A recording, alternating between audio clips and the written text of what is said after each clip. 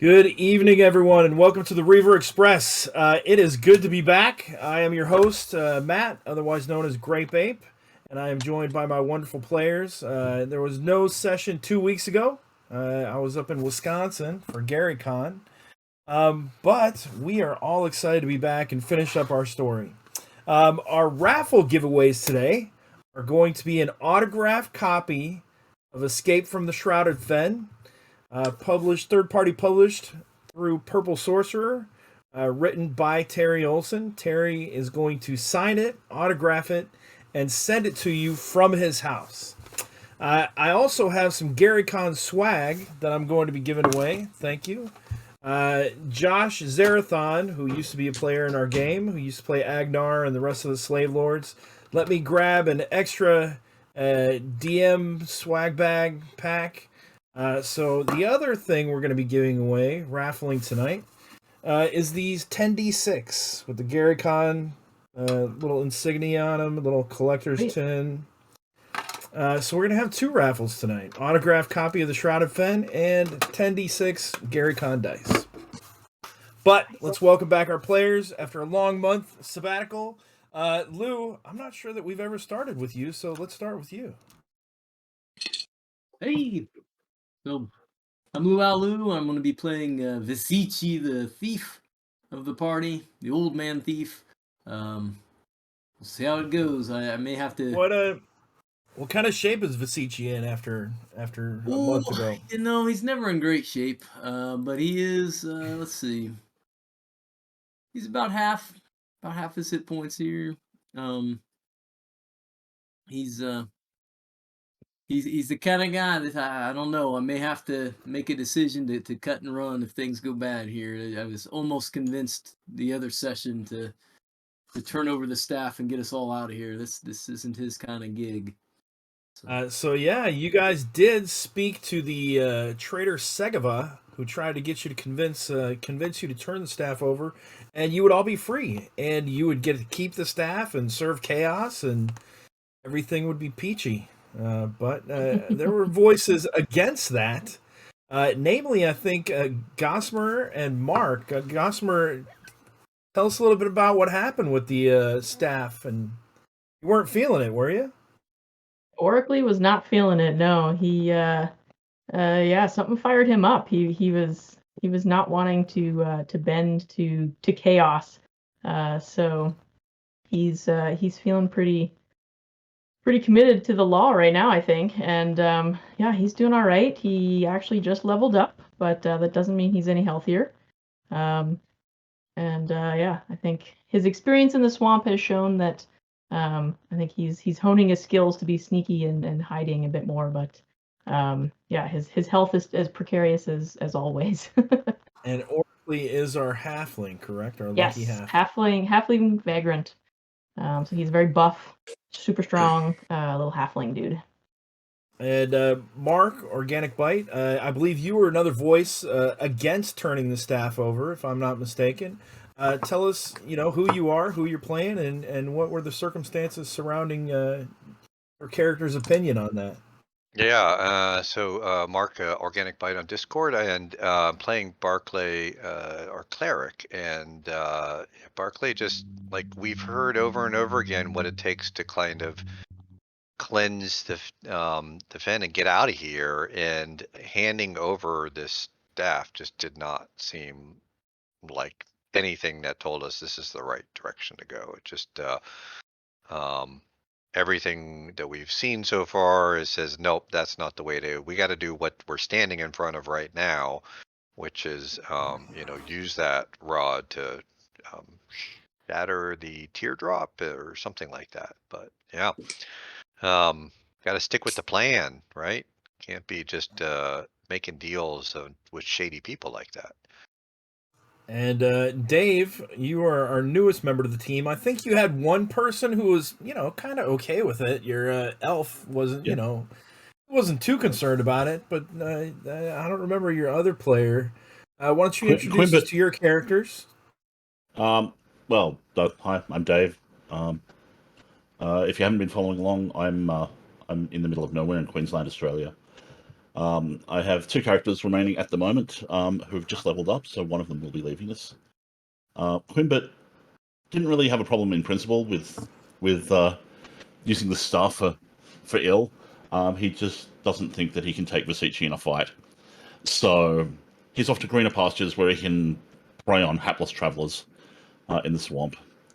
It's probably easier than the adventuring life. So Pasternak's going to stay around and the Elven Sage and see how things go from here. Well, we'll have both your characters there for right now. We might have a little story element and surprise for one of them.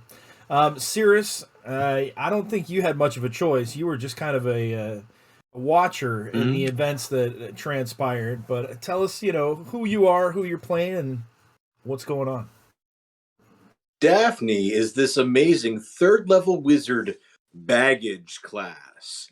She is being drugged from encounter to encounter by the rest of the party, sometimes gracefully packed on top of summon animals, sometimes this drug, most recently left amongst the sleeping warthogs that were defeated in their previous counter.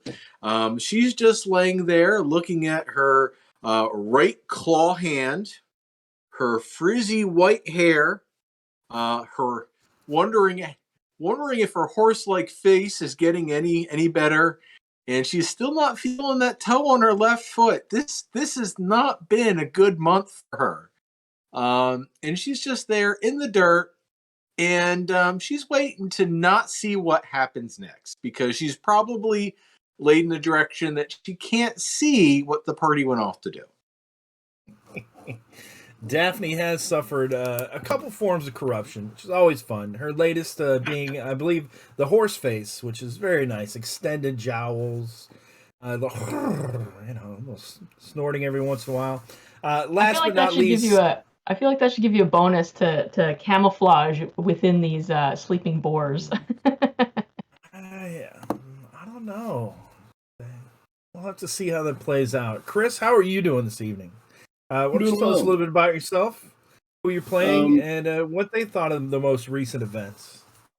Well, I'm playing the role of Quarrel the Elf, currently known as Quarrel the Elf, as she has been gender swapped by the mercurial magic of his or her sleep spell. Quarrel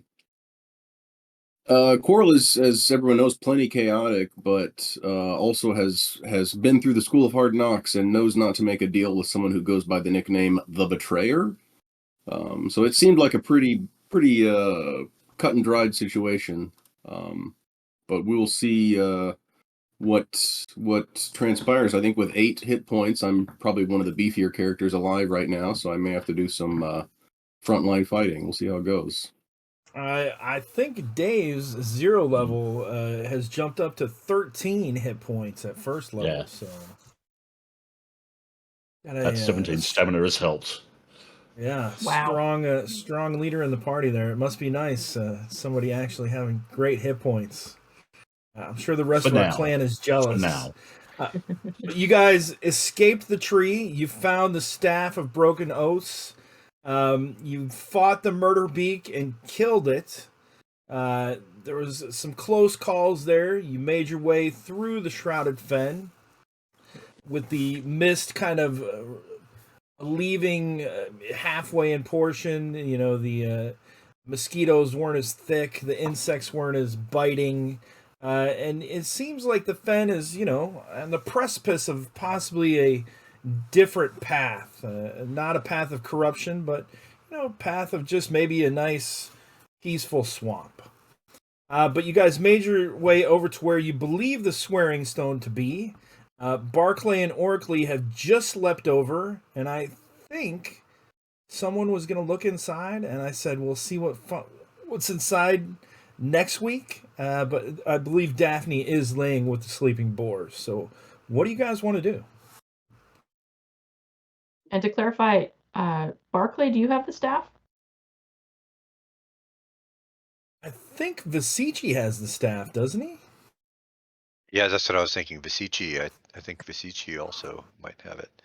It was those of you who were a anarchy alignment were filled with kind of a sickness whenever you touched it, and in fact, the entire presence of the room underneath the roots of the tree until it was removed from the earth itself, and that sickness kind of alleviated. But Yeah, Lou, you because still they got the were. staff, right? Well, I'm trying to find proof of that. I don't recall passing it off to anyone, but then again, I don't have it specifically written down here. I mean, I think it's of such an artifactual nature. I mean, obviously it's not, oh, you didn't write it down, you must have forgot it, But if nobody else, if I hadn't handed it off to anybody else, then yeah, I must still be carrying that. I think you got it. So I think Mark you and do. Barclay and Orkley are on the other side. Daphne is laying in the mud with the boars. I do actually have it. I just have it in my weapons section, not in my inventory. Staff of keys. All right. Yeah. What is the plan? Who would like to go first? Orkley is definitely eager to look inside here and peek in, so he'll be doing that promptly. All right, Barclay, what are you doing? I'm gonna stand there in case anybody kind of goes to jump to try and catch them, pull them over in case they don't quite make it. Vasici, what are you doing? I think that I'm still interested in building some sort of land bridge or something across this moat, just in case we have to make fast retreat or whatever. Don't want to risk people jumping.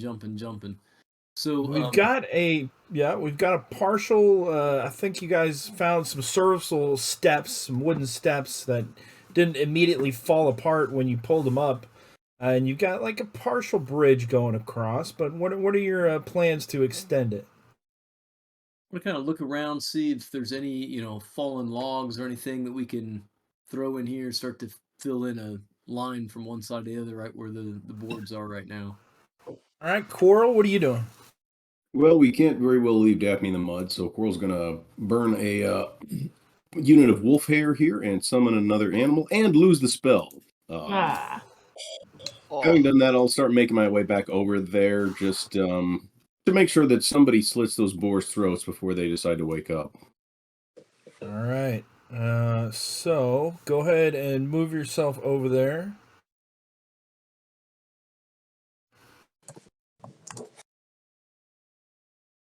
Daphne, you're laying in the mud, staring into the snoring face of a corrupted boar. What would you like to do? Well, I've woken up sleeping next to Vasici, and in comparison, it's not as bad as that.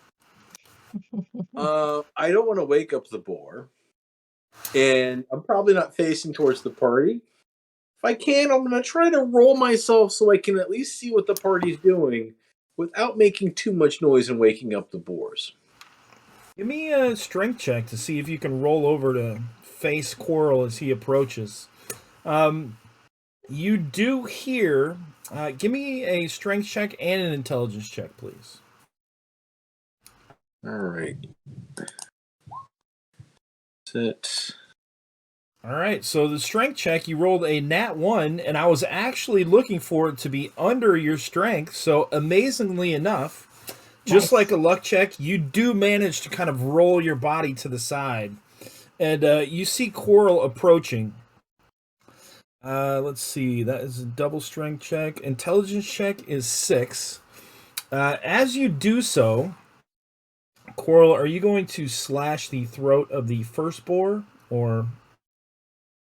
I think I would like to. I mean, these things are. We rolled really well last time, if you remember. They're going to be asleep for days. I want to just pick Daphne up and get her out of the boar area before I start inflicting any violence. I think that's just the safe thing to do. Okay. So change of plans there. Dave, what are Quimbert and Pasternak doing? Quimbert will stick close by Vasici in case he needs help carrying that staff. Pasternak, I guess, will head over towards Daphne and just be ready to step in if anything needs. What's everybody smiling about? All right. I'm sorry. Vasici, give me a luck check, please. This is a swamp. There's not a lot of big trees, but there are some trees. You guys all are grinning like you know something that I don't. It was the comment that for me, it was the comment that his character's waiting around to see what happens with my staff here. Yeah. Yeah. Lou, you can roll me a luck check underneath your stats. Yeah, hold on, I picked the wrong button here, so ignore this one. This is the one you want. And Oracle, do you want to go up to the? So there's 4 doors each at one of the cardinal directions. Do you want to go north or east? Yeah, I think north makes the most sense, so he'll start heading that way. Lou, you do not locate any large trees or anything that you Usable, believe could go across. huh? All right.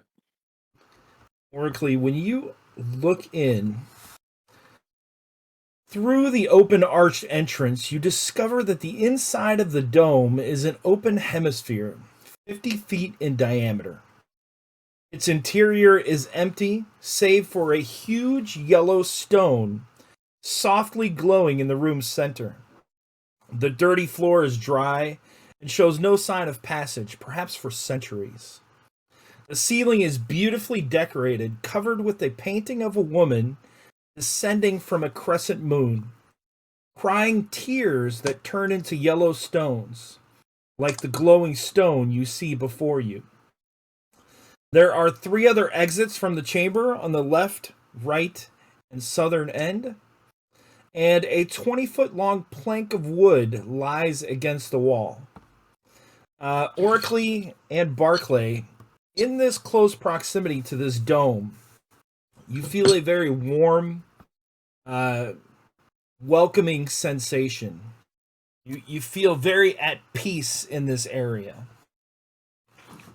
Yeah, Oracle, like for the first time in days since we've been in this swamp, like probably just like lets out a sigh of relief, and I think he's gonna move slightly into the room, and he's gonna like just grab that like fish moon symbol that he picked up, and he's like looking up, and he's just gonna kind of like fall to his knees, probably half in exhaustion, and he's just gonna go up and he's gonna hold up this symbol, and he's just like, "Ugh, Kyasit, I swear my allegiance to you.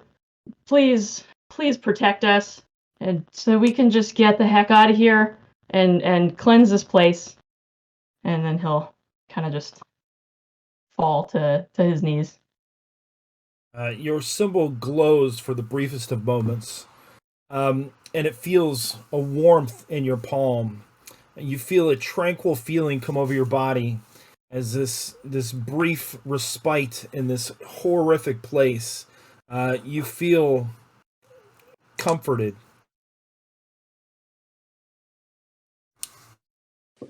All right. What's anybody else doing?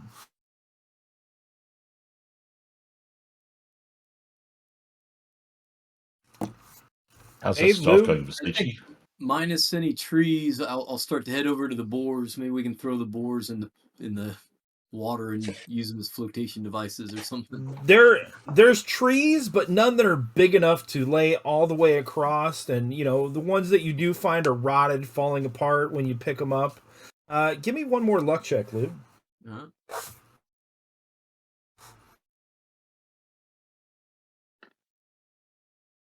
Yeah.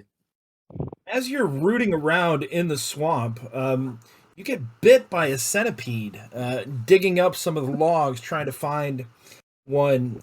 Quickly, smashing it on the ground. You stop it with the head of your staff and squish its little head on a rock, but 1 point of damage, Lou. Vasici. What a delicate all right. life I'm looking at here. Is Vasici still up? I think so. Vasici got healed, so he was at 4 out of 5, I believe. All right. So I think they're home of the blind. I think Barclay seeing Vasici searching around, looking in bushes, probably yelling from getting bit for something, is just going to be like, all right, I guess I'll go look and see what's inside, and he'll come down to the other entrance and kind of peer in. Similar thing laid out before you, Barclay. You see the the woman, the coming out of the moon on the roof, yellow tears falling from her face, very similar to the one that lays in the center of the floor. And Coral, go ahead. I'm sorry. I was gonna say, like, having seen what's happened with Vasici in the wood, I would probably be like, all right, I'm gonna bring that plank back out, and that's kind of got to pick up my attention, realize. So that's probably what, recognizing everything, I'd probably be starting to pull the plank and haul it back out. And the plank is laying right there. It's nice and dry. It doesn't. Looks like it hasn't been touched in ages. Solid wood. You plop it down. Is that where you want to put it? Right outside the door? Yeah, if I think I can easily lay it directly across, I'd probably just go and I'd yell out, Vasici, hey, look what I found. If you've got somebody on the other side, they might be able to catch it, kind of, so it doesn't go in the muck. Yeah. Not Who is that? Quimble, oblige. Is it Quimble? Who is that standing there? I'd be like, hey, help Quimble, me yeah. put it down. All right, Pasternak heads over, just as Coral is kind of scooping up Daphne, carrying Daphne like a little baby. Thank you, Coral. Thank you. Oh, no problem, dear. It's very undignified. You two are heading back over. Presently. You hear Barclay yelling something on the opposite side, and looking down, you can see Oracly has disappeared inside the hemisphere. What do you guys want to do?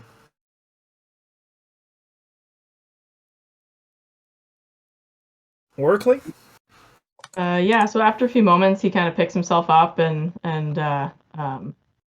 he would kind of rush out and help Barclay with this plank, and get everybody over here. He says, "It's fine. It's in here. It's in here. This is the good part. Come on, where's that staff?" I'm coming. Damn centipede is bitten my hand. Oh, I lose that finger. Look. Ugh. Are you hurt bad? Do you need me to try and do some healing, or you think it's? Oh, that's horrible looking. What bit you? Yeah, we'll see. Save it. You never know what's coming, eh? Yeah. And when you come over, Vasici, Oracly's like, look, Kaisit has blessed this place. Here, break it here. Are you guys certain that we should be doing this? Just Lou, back it upon the rock. Is that the plan? when you step inside Vasici, you feel sick to your stomach. This place does not feel comfortable to you. You want to get out. The staff is almost radiating with a evasive energy, if you could call it. Oracly, similarly, from this close proximity to the stone, it is radiating goodness. And you can immediately sense that this is a powerful artifact. The stone? Yes. Yeah. Coral and Daphne, Pasternak, are you guys want to make Head your... over this way. all right. Yeah. Go ahead and move. Quimbert, are you coming over to the other side? Yeah, may as well. May as well. If Vasici wants to hand that stuff off, I won't complain. Vasici, you feel sick to your stomach in I'm here. gonna slide down the back of the wall there and just sit on my butt right inside, and perhaps the centipede was poisonous. I don't feel so well. That's true. You're sweating. You feel chilly and clammy. Barclay's gonna say, like, air in here still.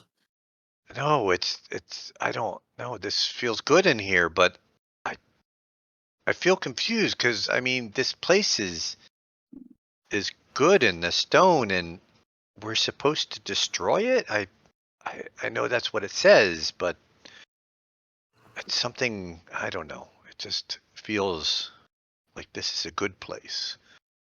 There is such a thing as too much good. Thinking back to the memory of the past that you guys have experienced, let's revisit the poem one more time as you're having these second thoughts, because Barclay, you too feel this is a powerful artifact for good. Little moon whose summons I, with our death I defy. Bring the mist, bring the fog, change the air, change the bog. As my blood stays, so shall yours, while mine corrupts as it pours. Yours must wait until I'm through, my curse it cannot undo. Until wooden worms of rods strike the tear of a god. Stuck in this cursed domain, all who enter shall remain. Now, you do have another offer to get out of the bog. Vasici, you recall that you could probably return to Segava and make some kind of arrangement. Oracly and Barclay, you feel an intense, powerful goodness coming from this location, specifically from this stone in the ground. Daphne, Quarrel, and Pasternak, you guys make it over to the other side of the bridge. Quimber, you come inside. What's your alignment? Chaotic. Yeah, you feel sick in here as well. Quarrel, you're an elf as well, right? Sick to your stomach. You're immediately sweating, feel clammy and cold, pale. You guys visibly look affected by being in here. Is Yeah, this to the be- little moon, do you suppose? Yeah, to be clear, I don't want to destroy the stone. I want you to destroy the staff on the stone. Or, I guess, in rereading the poem, like, against the tears. But this kind of symbolizing a giant tear, I guess, perhaps. I want to examine the staff. Has it changed any since we've been in here? It is not. It's Barclay says to Oracly, that's a good point. It didn't say we have to break. It just says it has to strike the tear of the god. Mm-hmm. Yeah, that's why he's eager to have you just smack. And yeah, if there's too much hesitance, he's gonna start getting itchy and want to just grab the staff. So, Dave, what time did you say it was? It was 1 o'clock when we got to the swearing stone in the afternoon? I think it was Chris was keeping time, but yeah, it was 1 o'clock. Chris, I'm sorry. Chris, it's 1 o'clock? That's right. All right, so it's about 1 in the afternoon. You guys have not eaten any lunch. Do you guys want to kind of take a rest here and think about it and maybe have a snack? Perhaps it is my hunger that makes me feel so ill. It's not a bad idea Maybe, to rest for a moment. Think this through. So- This may be a one chance sort of opportunity. Don't let you, I mean, if you guys got a plan, then that's fine. But if you want to pray on it or, inspect anything else in here or do anything else, don't let me stop you. I'm not hanging out in here. Feels like a church. Cirrus, you are lawful, correct?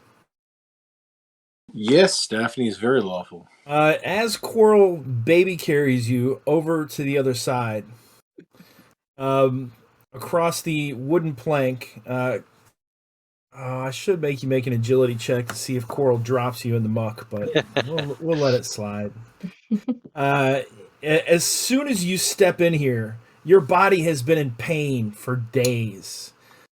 You've sacrificed your stamina, you've sacrificed your blood, you've sacrificed your soul, and stepping in here, you feel at peace, you feel at ease. The pain in your body just kind of slides away. Am I dying? You feel not. I mean, you're still weak. This is a good slipping away. But you feel very restful in here. So Barclay is going to approach the stone, and in one hand he's going to hold the symbol of Kiaset, the moon, one of the moon amulets that we recovered. And the other, he's holding on to his beads and his gourd of seeds, and he's gonna call up, say, Carpessa, I know you disapprove of me now, but we need your help. Like this bog is evil. Nothing grows here. this curse needs to be lifted. And Kia said, if you can hear me, like, give us some guidance. Like, I call out to you. Is this the right thing? Are we doing the right thing to touch the staff to the stone here? Roll me a 1d3, please.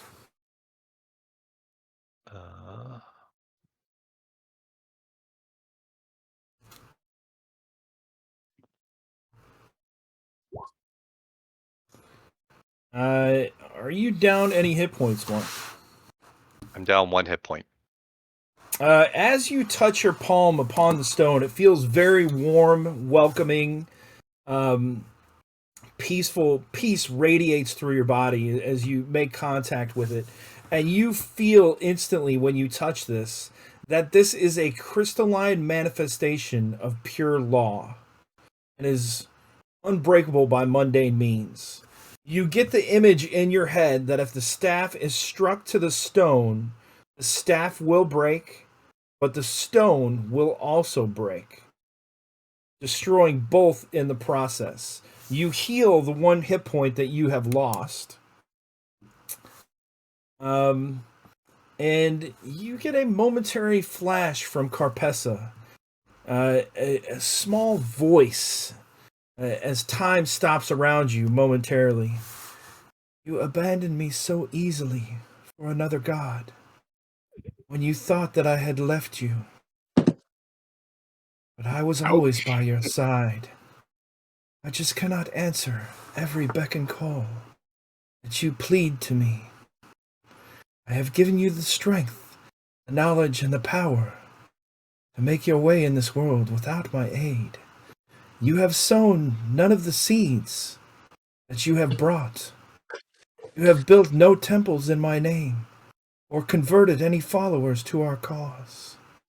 And you say that I have abandoned you. And then it just kind of fades away.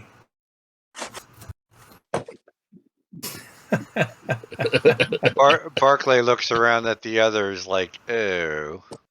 Yeah, Oracly has been looking at you, and he kind of kneels next to you, Barclay, and he's like, you feel her, right? You feel her? Oh boy, do I feel her. Yeah. Oh. You guys might be talking about different hers here. Yeah. Like, wait, who are you talking about? Hyacinth.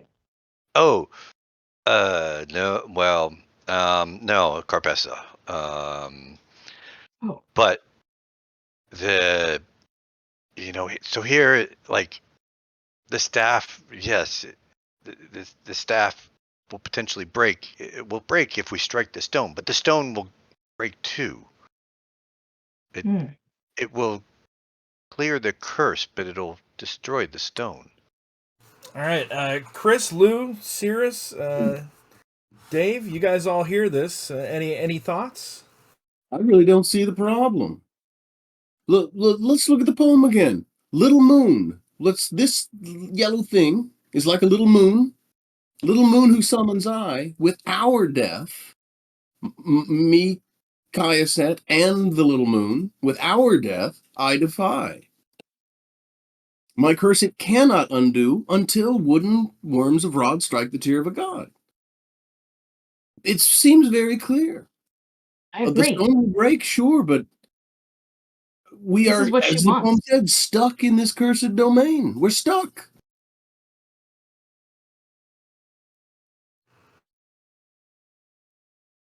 The staff is doing nothing. It has no resonance about it, or no. I mean, you're obviously holding the staff is a small measure of comfort for you. In this place, you feel your body, conflicting. You're feeling sick to your stomach just from being in the presence of this holy artifact, but holding this, rod of chaos, of pure chaotic energy is comforting you somewhat. So you're getting waves. You're kind of going back and forth. There is no message coming through. The staff isn't sentient or anything. You do feel great power in the staff that you feel like you could wield. Oracly is going to rush over to you, Visici, and like kneel down beside you and say, Visici, look, you made a choice back in that last place we were in, and you chose right, and you kept the staff, and now this is it. No side is going to win. We'll just be free. Let us hope we've gambled on the right resolution here. I'll walk my way over with the staff. I'll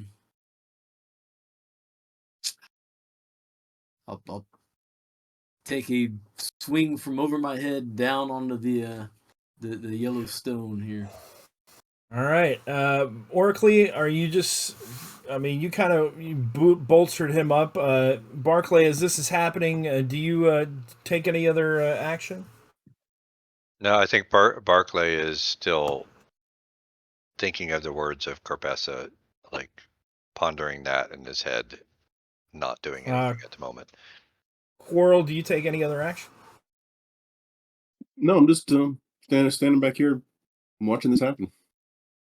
Pasternak, Quimbert, do you take any other actions? Quimbert really just wants to get out of here. So whatever happens, he wants to happen quickly. Pasternak, on the other hand, he's all for breaking the staff and/or the tier.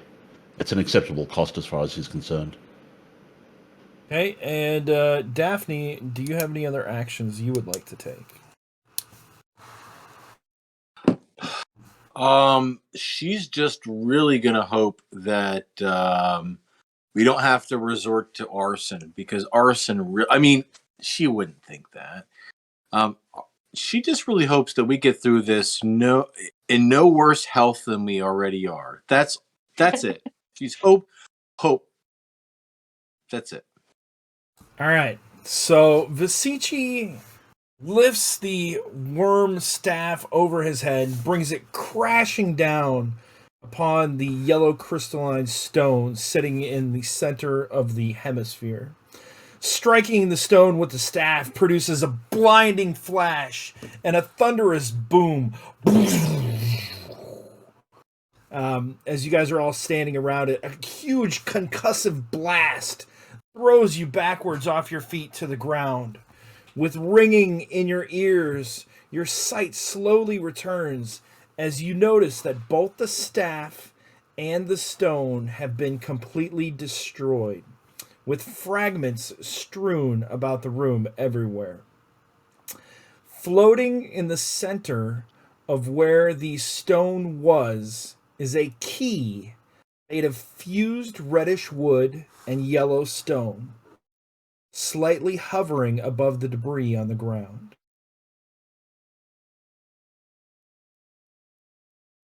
Well, guess we're going back to the temple. Who wants to grab it? Oh, that door, Pasternak will right. Does the key radiate any sort reach of forward and- good or evil? Dave, what did you say? Pasternak will step forward and take the key. All right, Pasternak has the key. The key is not radiating either good or evil. As Pasternak grabs it, it immediately stops hovering and kind of falls in his hand as soon as his skin comes in contact with it, landing right in his palm. And it's a cool, cold key. You're not feeling anything from it. We did it. Oh, It worked. Turn it over in his hand. We have a key. Looking outside, because Quimbert is probably ready to go. Quimbert, you can see that is just about 2:00 in the afternoon. Your stomach is growling a little bit, but where the fog had kind of permeated the entire fen, as you look out, the last remnants of it lift. the entire area is still heavy with humidity and the buzzing of insects, but the liquid surrounding the hemisphere where you guys are in was putrid yellow and tinted with, undercurrents of black ooze. It now appears to be clearing up. It's not really blue, but it's kind of like a green, swampy water. And you feel the entire area has undergone some kind of change. I won't say it's an improvement, but it's different. Barkley looks outside and he goes, "Yes!" Is the structure we're in like a domed closed structure? As you described it? Yeah, it's a closed dome with 4 arched entryways. It looks to be kind of like hewn out of rock, like some giant meteor landed there and somebody carved into it.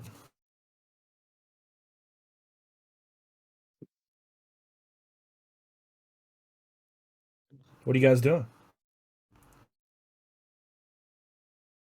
Barkley runs Barclay, across.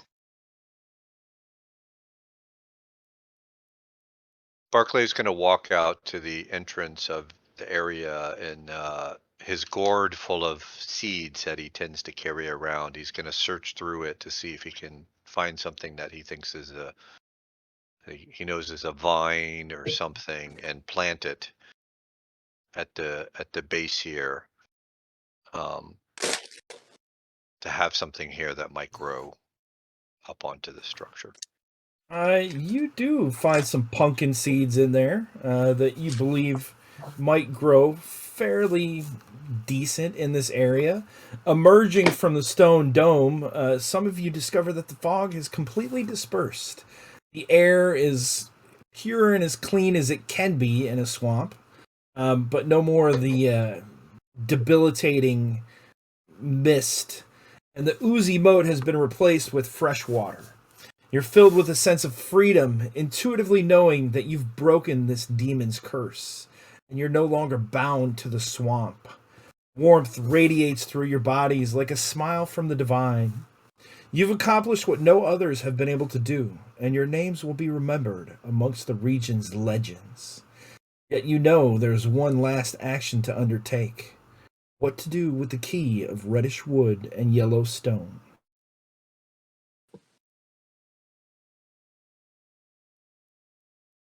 There is a place at the temple that we saw a doorway for the key. Is that right? Mm-hmm. Yeah. And there's the wasn't it like a magical aura or whatever that had a keyhole in it or something? If I'm remembering correctly. Something like that. How about we go home first? Yeah. Quimbit wouldn't be averse to a bacon break with all those boars sitting up by the moat.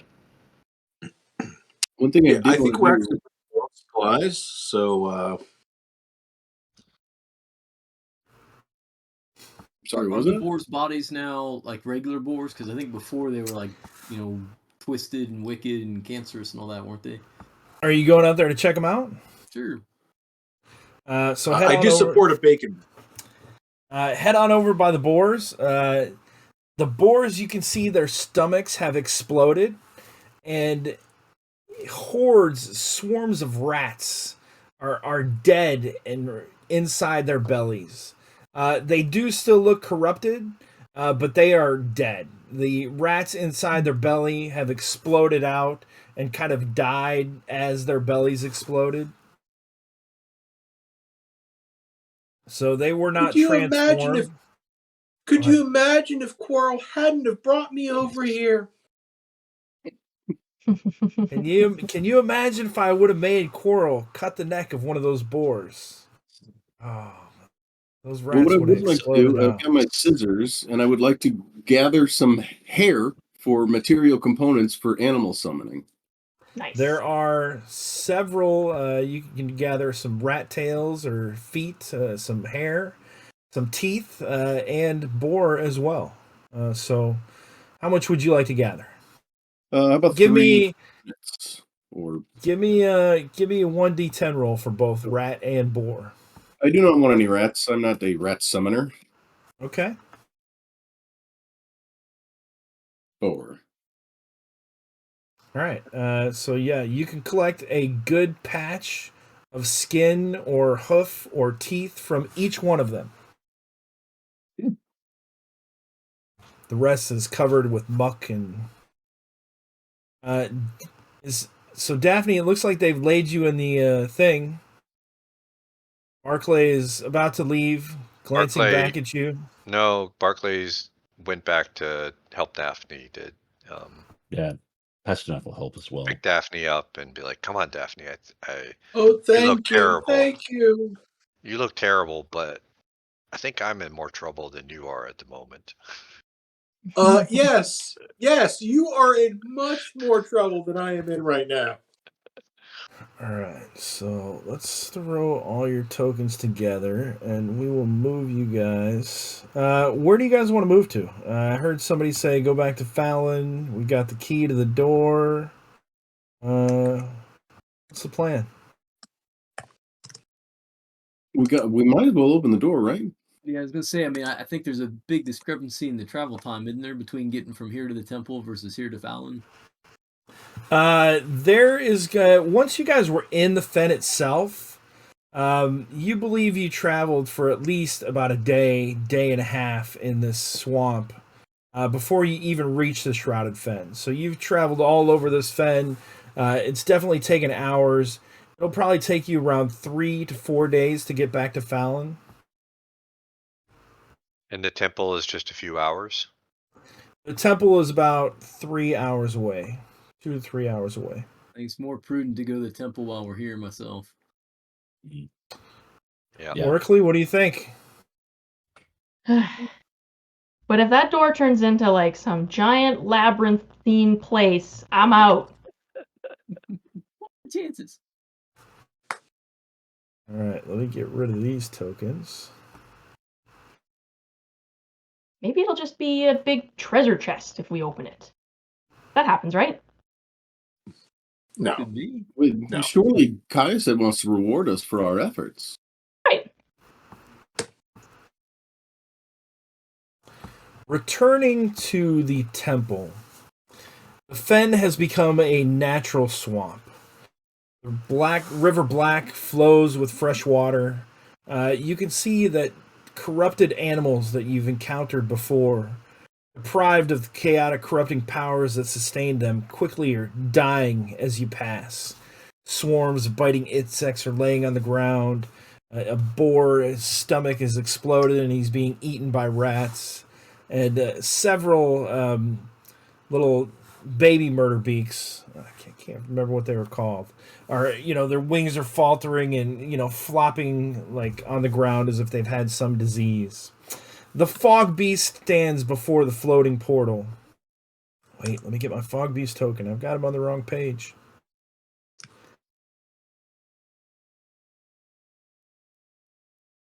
Did I move you guys over to the map? We're Yeah, on we're the at the temple. temple. Just put him right there. The fog beast stands before the floating portal at the top of the temple's platform. The beast holds a silver medallion shaped like a large leaf in its left hand. In its right hand, it holds a long sheet of moss, on which misty white runes writhe back and forth, as if they're moving, like little insects. A gentle breeze seems to blow impossibly from all directions at once, and a whisper dances in the wind. And restoring the fen to its natural state, you have done a great service for Ildavir, and she is pleased. The goddess offers this holy symbol of power. I, too, am pleased with your actions. If one of you with arcane talents desires to learn my art, you may, in exchange for tasks which I will require of you, read these ruins and seek my patronage. As the whispering voice fades, the fog beast dissipates, soon vanishing into a white mist as the holy symbol and the moss sheet fall gently to the platform. Barclay, you would know that Ildevir is a goddess of nature. I believe she's a neutral goddess. So it appears that, there's 3 gods in play now. Daphne, you do not have patron bond, but our 2 elves, you have kind of been issued an invitation. There's only 1 moss scroll, though. What do you guys do? I'm sort of spoken for. I'm sort of on a quest still that we've never gotten around to meet and invoke my patron in the desert north of here. So Pasternak's welcome to it if he's interested. In that case, yeah, Pasternak will take it up.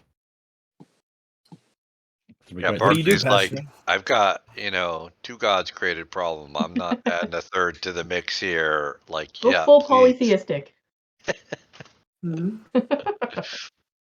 So there is a silver leaf medallion laying on the ground, and the moss sheet. Pasternak, what do you do with the moss sheet?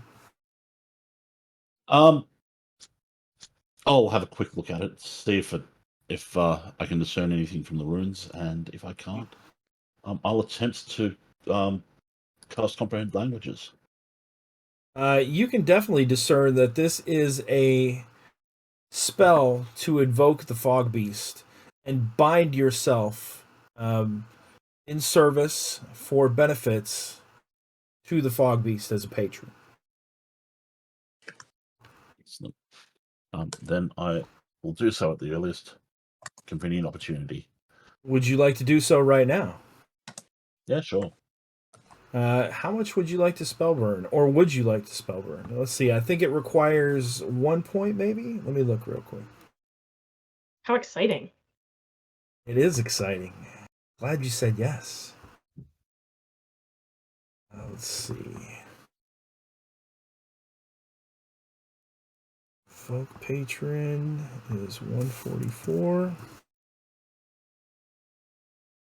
All right, so this is going to be a one-time result, an instant spell, so there does not need to be a week of preparation or casting time. It will be instant. Normally, the casting time will be run round, but might be, let's see, spell may be cast a limited number of times. Oh, that's Invoke Patron. Gosh dang it.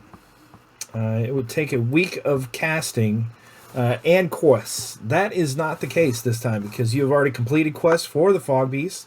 This is going to be an instant patron bond. The duration will last a lifetime. It can be cast again if you would try to get a higher result. It will say once per level. Let's see. And this is going to determine how many times you can invoke your patron and what kind of benefits you will get. You would like to get at least a 12. And I guess maybe you don't have to spellburn. I thought you had to spellburn a little bit.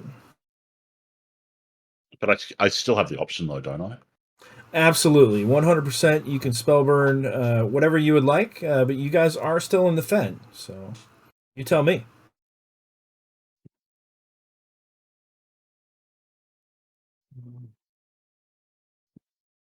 Go big or go home, Pasternak.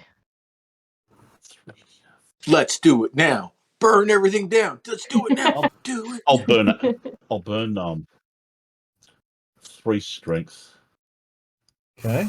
an agility, and 4 stamina. Yeah. Did you say 10 agility? No, one agility. 1 agility.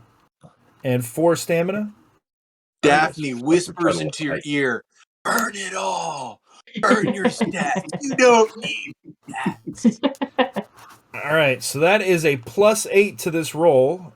If you could roll me a d20 plus your level plus your intelligence modifier, let's see this patron bond in action. Woo.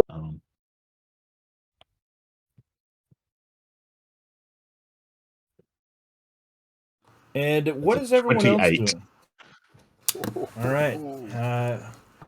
What is so you guys see Pasternak? Pasternak is the one that is pledging service, correct? That's correct. Yes. All right. The patron considers the caster indispensable to long-term plans, and well deserved. After you guys have you single-handedly have cleaned the fen of this curse.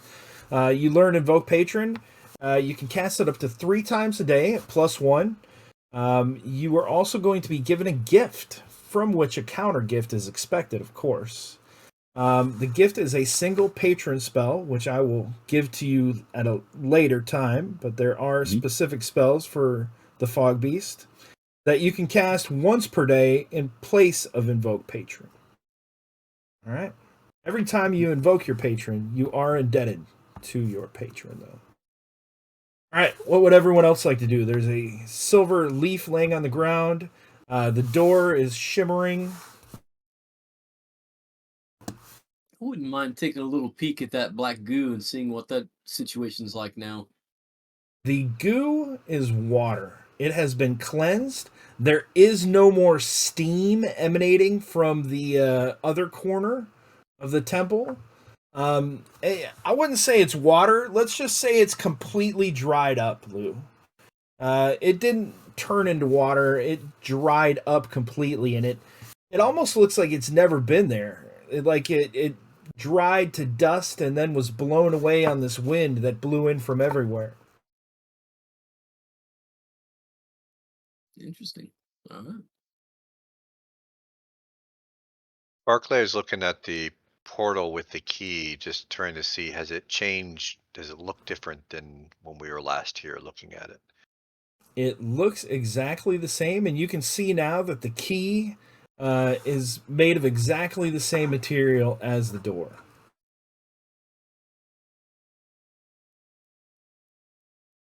Now the fog's gone, I'd like to take out my spyglass and have a look in the direction of the old witch's hut. See if I can spot her out in the wilderness anywhere, or see anything unusual. Anything's changed. From this higher vantage point from the temple, you can indeed see Nawiha's hut, or I should say what's left of it. It's approximately 4 o'clock in the afternoon. Quarrel, you can see that it looks like the hut is almost completely gone. The tri-rooms, the east and west door that you had once saw are completely gone, and only a very small, almost tiny room appears to be standing where there was once a much larger hut. I'll convey that to the others if they can't see that far. Cirrus, what is Daphne doing? Daphne is really awe-inspired that we've made it this far. There's really not a lot she can do. She's ready to go home, and she says, "When you're all ready, I really, really would like to take a nap." All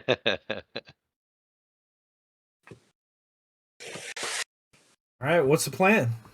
You guys Well, got a key, you got a door. If nobody has done it interested, Barclay's gonna look around and say, like, what about the medallion? And he'll go over and look at it and say, does this go with the patron bond? Is this Pasternak? Should this be with you, or? I'll have a closer look at it, and I guess I'll give you the key. If you want to try that out. Pasternak, as you look at the silver leaf medallion, you can sense a small connection there. It is definitely a holy symbol devoted to a god of preserving nature. So you believe it's a holy symbol of Ildavir. And the Fog Beast is kind of a agent of Ildavir, so nothing you could use.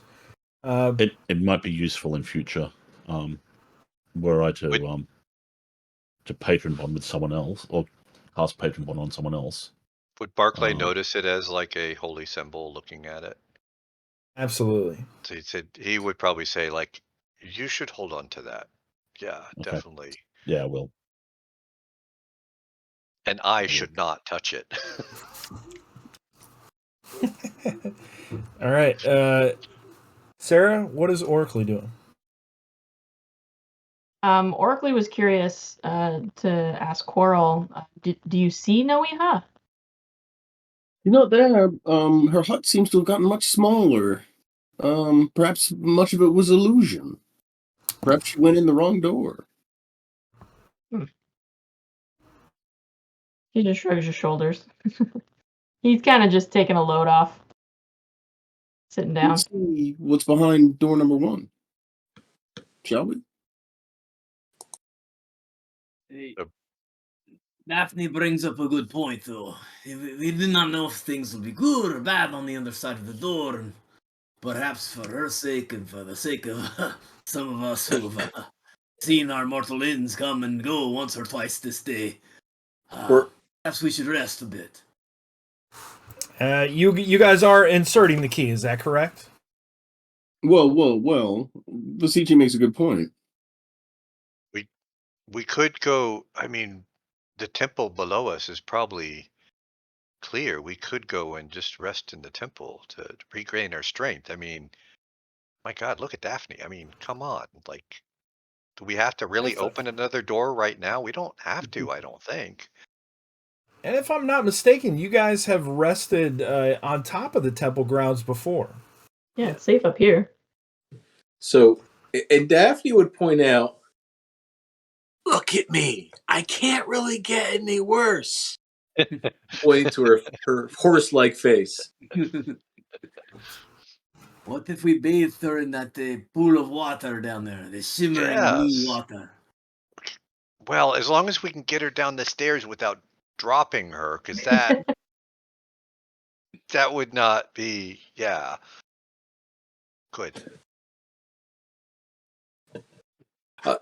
I am okay with either going directly to the hut or resting in all way, shape, or form.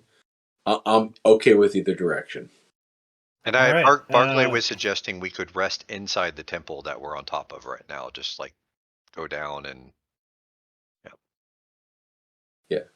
You did find some, nice little spots down there. Barclay, you know the kind of preparation area. What are you guys doing? Let's Resting. rest. Sleeping up here or downstairs? Let's go inside's my vote. Inside. sounds good. All right. Going inside the temple. So let's see. And where do you guys want to enter? Do you want to enter the jail area where you did before, or the pool room? Oh, the pool room, maybe? Pool room. Oh, that is the wrong token. He's back. Hey, Chico! Oh, yeah, Chico. That's such a cute All right, token. I will get those other tokens cleaned up, but I'm putting you guys in the pool room. And you can see that this area does seem pretty peaceful. The black fog that was once in the hallway there that had temporarily chased you seems to be gone upon initial inspection. You guys, check that out because you don't want to sleep with it right next to you. The pool is still there. It's got the pure water in it. And you do not hear the sound of rats anymore, which I guess is a good thing. The rest of the food that we packed up from that feast, because I think it's still within 24 hours. Still have it. Food of the gods. So you guys can eat and drink. You have water available here. You can fill up your water skins if you would like. So you guys do not need to mark off any rations. Sleeping in this area will restore 1 hit point. Thieves and halflings will restore your level in luck. And Spellburn will restore at 1 point. So Nice. if you guys How exciting. Double click on your token and adjust your health, whatever it will be. My luck is finally not terrible. What's Oracle's natural luck? Like, what do you reset to each time? My max is 8. 8. After this rest, I'll Ooh. be at 5. Yeah, I'm not a very lucky halfling. Oracle's getting there, though. Oracle did gain 1 permanent point of luck. Yeah, it started worse than that. You're getting luckier as time goes on. Yeah, fair enough. So go ahead and adjust your tokens so your hit points are right. Pasternak, how much hit points does Pasternak have? He has 13 hit points. Oh. What about regaining stamina that I lost? That was permanent, right? From going down, the stamina loss? That was permanent. Sorry. Okay. Yeah, so in that case, I usually change the one on the right to reflect permanent.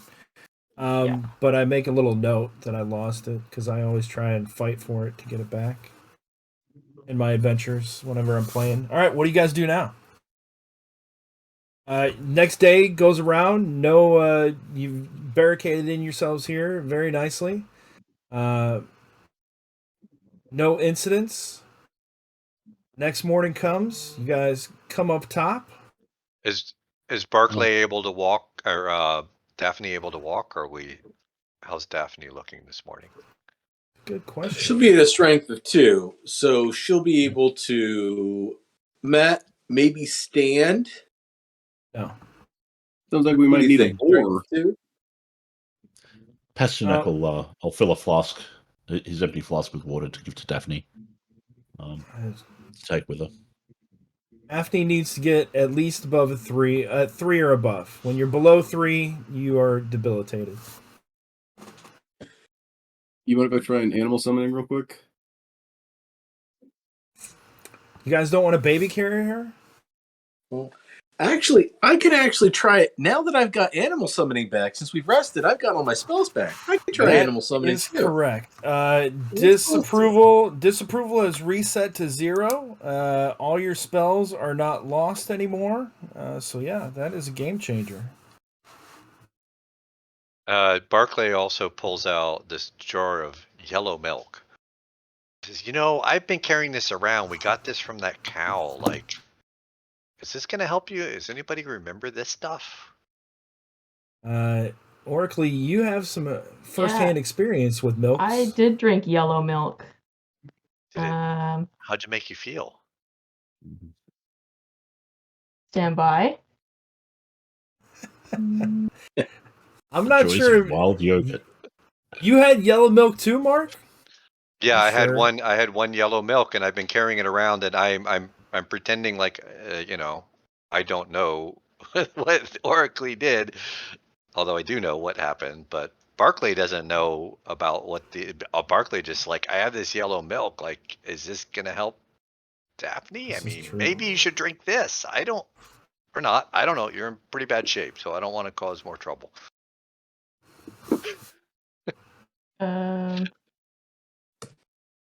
Yes, I had extreme stomach pain. Oh yeah, that was Okay, yeah, no, if it's gonna hurt, if it's gonna make Daphne feel bad, I don't. No, Oracle takes you to the side, Barclay, and he's like, look, it wasn't pretty. It was really painful. It was definitely weird, but also kind of cool and beneficial, maybe. Yeah, drinking the milk. He like reaches into his pack and he pulls out this golden yellow egg. That you threw that up after you drank it? Other end. You threw it up. It seems Okay. like it's probably worth a lot. I don't know. We've been stuck in this frickin' fen for so long. I haven't had a chance to do anything with it. I'm guessing you don't want to drink more yellow. Well, the egg. Oh my God, yeah. But all right, maybe we should do something with this yellow milk instead of drinking it. Maybe later we'll figure it out, but I don't unless I don't know. I mean that egg is so It's it's like gotta be worth solid a gold, lot. don't you think? I know. Must have been painful. It was. Ugh. It wasn't pleasant. All right. We don't like that's not for Daphne right now. Like we could figure out later. No. I don't think Oh, that's for Daphne wouldn't drink it anyway. You've been carrying around this milk for how long? It's probably No, she's not rancid. drinking. Yeah, Yeah, that not is true. You're only gonna get copper eggs at this point. All right. So the night has passed. You guys are free to do whatever you want. Are you guys going back up top? Coral, real quick. I'm gonna try my summon animal. I may need To you on be standby. male again. Sorry, say again. I'm just celebrating my Coral, turn. Coral, I may need you on standby. I'm gonna try an animal summoning check. See if I can get a horse out here to carry me. You got it.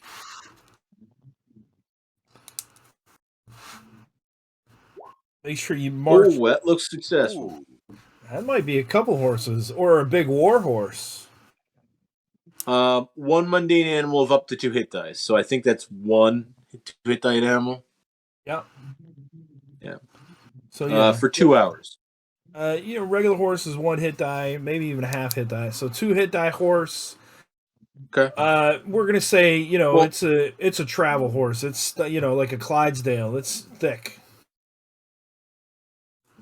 Why don't you boost me up onto it, strap me down, and throw some of the gear on the horse if we can. Sure. And that's gonna last 1 hour, Daphne. 2 hours. 2 hours. Thank you. I'd like to give this horse a little haircut too while we're here. This All right. this self-reinforcing animal process. You would know that this animal being magically summoned, that once it disappears, its hair will disappear as well. Okay, that's fair. But yeah, lunch. Daphne, mark off one of your horse hairs. And what are you guys doing? Lou, what are you doing over there? I think I'll examine that portal and just kind of wait by it. Okay. Somebody gonna open it? I think Barclay has the key now because Mhm. so I hope Barclay holds it up and says, "Well, yeah. What do you all think?" Yeah. Go All right. for it. Go for it. I'll go up and put the key in and turn it and see what happens. As you insert the key, you find yourselves instantly transported to a room shaped like an enormous leaf. The walls display paintings of solitary men and women performing deeds of martial might. Though in each scene, the hero's weapon is the same short sword. One painting catches your eye. A man wielding the sword is fighting a mist demon atop a temple platform from which you came. The temple platform from which you came. A statue of this man stands in the center of the room, composed of different colored stones to look surprisingly lifelike. The statue holds an uplifted and very real short sword, identical to the ones in the paintings, pointed toward the sky.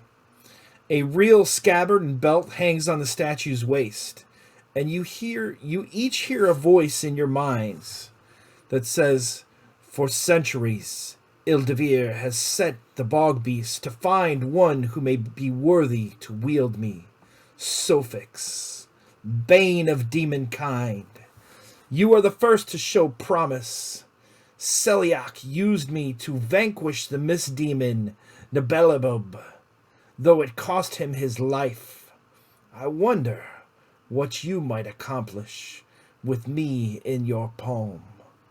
Your success intrigues me, so you may take my scabbard. If the bear properly devotes themselves to Ildevir and the balance, we may speak again." And you guys are all kind of looking at each other because nobody heard this out loud. The statue hasn't moved. Nothing has changed. You're in this leaf-shaped room.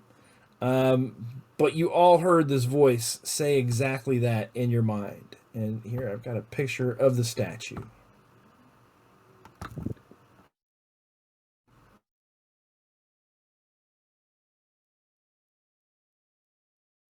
All right, what do you guys do?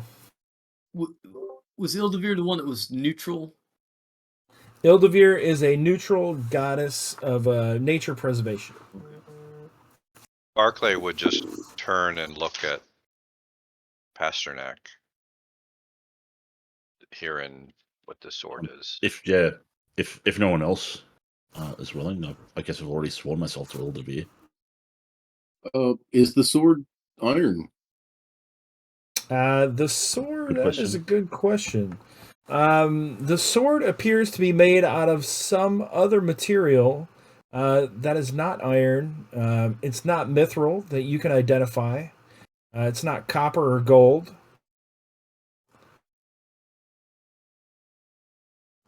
You want to push your finger on it and see if it burns? Yeah. Touching it, it does not burn your hand.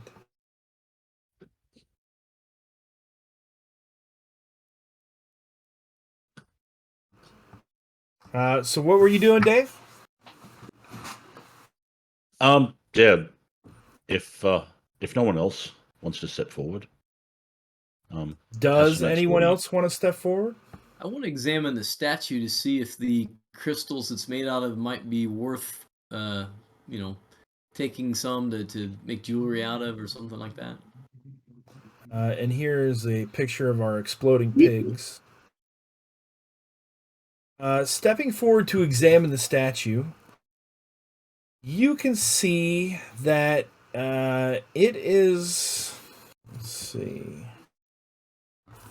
It's composed of different colored bricks and stones. They're all kind of larger pieces, and they're all kind of carved in kind of a rainbow fashion. So, like each section of the armor is like a different piece. It's corresponding to the other leg.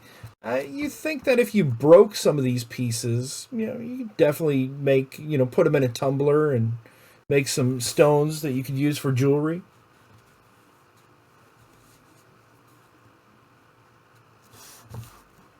Let's see what I got here. So is anybody else stepping up to claim the scabbard? No, I think this It goes sounds- to Ildavar's patron bond. It sounds like it's just you, Pasternak. Okay. Before Pasternak takes the sword, Dasichi, Pasternak will give you his two pieces of obsidian if you don't defile the statue.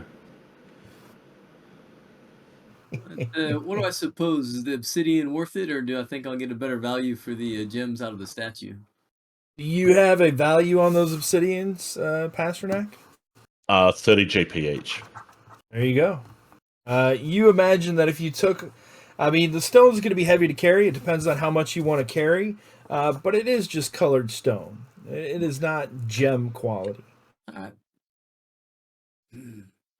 Sounds like we have a deal. Okay. All right. I'll hand over the pieces of obsidian. Statue is not And, defiled. Dasichi has 2 obsidian pieces worth 30 gold each. And you step up. Mhm. Do what? Pasternak will step up, take the belt and the scabbard off, and put them on, and then It's reach very for the sword. nicely. Almost as if it was made for you. Reaching for the sword, it does not budge. It is grasped in the stone hand of the statue, and the words that you heard in your mind come rushing back to you, not in a verbal manner, but kind of in a memory. Your success intrigues me, the voice said, so you may take my scabbard. If the bearer properly devotes themselves to Ildavir and the balance, we may speak again. Thank you. I will pledge my loyalty at such a time. Who are you planning on pledging your loyalty to? To Ildavir. Didn't you just pledge it to the Fog Beast? I was to the Boy. fog beast, not to a pledge of. There's a Ildavir. lot of Okay. there's a lot of apologies. mixing going on here, boy. My apologies. I thought it was. The I thought I was pledging directly to Ildavir. I thought it went like Bog Beast Ildeveer, like almost a Saints God sort of scenario there. It does. Sorry, I misunderstood. A lot of shifting loyalties in the Order of the Chicken. What is everyone else doing? So as soon as you grab the scabbard, actually, you don't even need to tell me what you're doing. As soon as you grab the scabbard and reach for the sword, as soon as your hand touches the sword, instantly there's a flash of light, and you all are transported outside of Fallon. You instantly recognize the summoning circle on the northeast of town across the river, where you encountered Vasici. You encountered your friend. What's his name? The one you sold to the carnival. Yeah, Kickjaw. So yeah, you guys are instantly summoned or transported directly into that circle, and that is where we're going to take our break. If you're watching, go ahead and enter any emoji into chat. We're giving away an autographed copy of Escape from the Shrouded Fen and a 10d6 Gary Con collectible tin of d6s, and we'll be back in about 7 or 8 minutes. Welcome back to the Reaver Express, everyone. I am GrapeApe, and thank you for joining us for this Dungeon Crawl Classics live play action. We are going to be giving away our giveaways here in a minute, probably in about 18 minutes at 10 o'clock Central Time. We're going to be raffling off, rolling a dice for a autographed copy of Escape from the Shrouded Fen by Terry Olson and 10d6 Gary Con collectible tin dice. So enter any emote or emoji into the chat to be entered for that drawing in 17 minutes. So you guys have just popped into existence outside of Fallon. So I guess the choice technically has kind of been taken away from you. The last thing you remember seeing is the leaf-shaped room. And as you touch the sword, just like you appeared in the room, you appeared in this circle of stones outside of Fallon. Now, Weeha's cottage, that only a portion of it was still standing, seems to be left behind. And just to give you a glimpse, let me take you over to that map real quick. So, just so you guys can see, so this is Nawiha's cottage. Everything that you see that is visible is gone. And the only thing that's left is that small triangular bit right there. But that is neither here nor there. What do you guys do? Hey, a quick question, you guys. Are we wanted for murder in this particular town? Not yet. Okay. No, this is home. Pasternak. Thank God.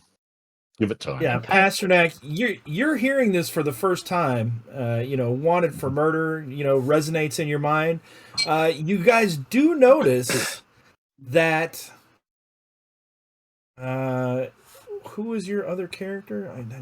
Name has just escaped me. Quimbert. Yeah. Quimbert is no longer with you. When you all flash back, he disappeared. It's a shame because it feels like he's fallen in. He would have fallen into the right crowd for some career advancement. We may not have So- seen Like the light. next step up. Say again, Chris? Daphne does not know who died. Daphne does not know who died from the magic missiles, technically, correct? This is correct. So I do not know that I have murdered people in Fallon, technically. Only that someone you know has passed. Yes. And is Daphne still sitting on a horse, or is the horse like gone? Daphne is unceremoniously dropped on her butt in the center of the circle. Oh, another question. Did we ever return that guy's boat that we borrowed from here? I think you did. Yeah, you did, because then you got beckoned Yep. to the mist monster kind of beckoned you guys from Agnar's family's fields. Got it. Okay. Right. I don't know about you all, but I think we all need a long rest. Like, let's not head off on something else right away. Like, No, it's home time. I want to go check out Starshine. oh, your horse. All right. So as you guys are coming into town, is anybody stopping at the tavern? Tavern's right down here. It's early morning, probably around 9 o'clock in the morning. You have us on the overview map right now. Yeah, you gotta scroll to the right. Oh, Yeah, that's right. Sorry. Sorry, my fault. There we go. As you stop by the tavern, the job board says this. There are various messages on the job board. It looks like the main one says the rapture is here. Pray for salvation. You can imagine that probably has been posted by Father Xander, who seems to love posting on the job board. It seems like that's also a marker for fruit prices. A little joke note on the bottom, and then some message that's slightly hidden that says Pinder on it.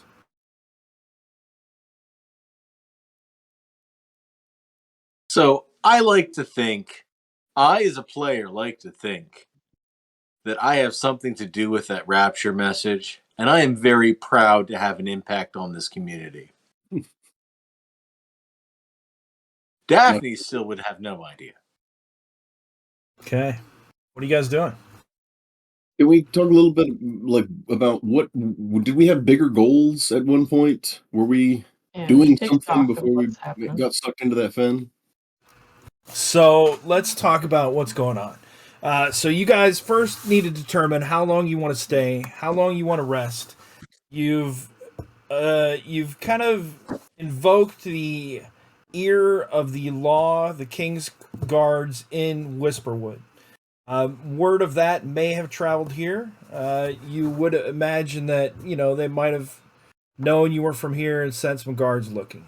You do not see any guards as you're coming into town. At one point, you were headed up to the mountains to a dwarven keep that was in disarray, abandoned. You had heard some rumblings that they were kidnapping people up there and doing nefarious things, and you're not sure what happened with that. You ultimately were looking for Rita Razenham, as she was a name that you guys found on a list from the Quick Cloaks and was a person of interest in Barclay's life. So let's recap real quick the us on the lam. So Visici was arrested. I don't know how much Visici told about the background of the party. How much did they actually know about who we were and where we were from? Let's see. I mean, you made some contacts there. You extended your information to get the meeting. You said you found this list of names. You're chasing someone from Fallon. You're looking for Rita. You set up this meeting with one of the other names on the list. Ava, I think. Ava Severs, whose real name was something else in my notes. So they kind of knew where you're from, especially if they ask, start questioning. There was all kinds of guards outside of Ava's house. There's, some patrons and barmaids in the tavern that you guys had established. So I think they probably know who you are. Am I remembering right that we found out that the king might have had something to do with all of the disappearances? Yeah. That Yeah. is a- You would tell us that? That, Are you that's saying what I that out remember. loud? Not where anybody can hear, I guess. All right. It's heresy. So yeah, he is. We believe that he is tying up some loose ends, and I think with that is the context of this note here. And we thought he had Right. like some artifact or something that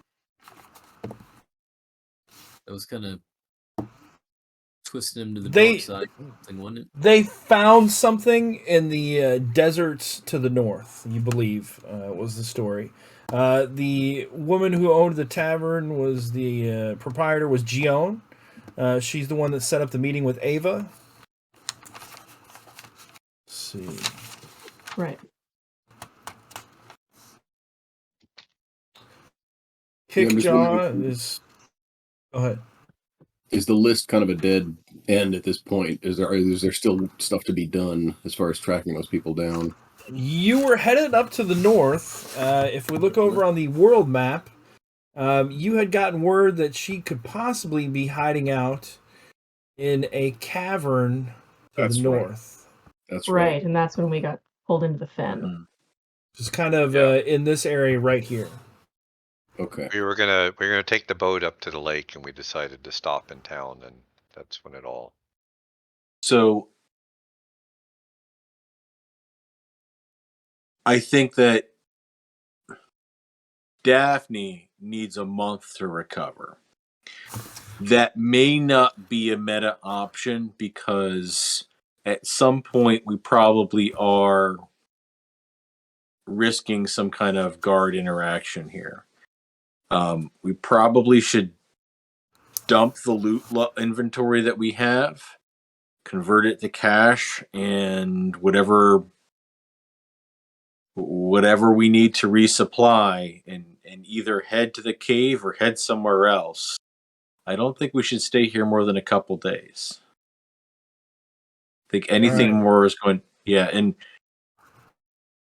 and I was ready to say before this conversation, I was ready to say, you know what, Daphne's going to take a backseat for a couple adventures, and I'll bring my 0 levels up.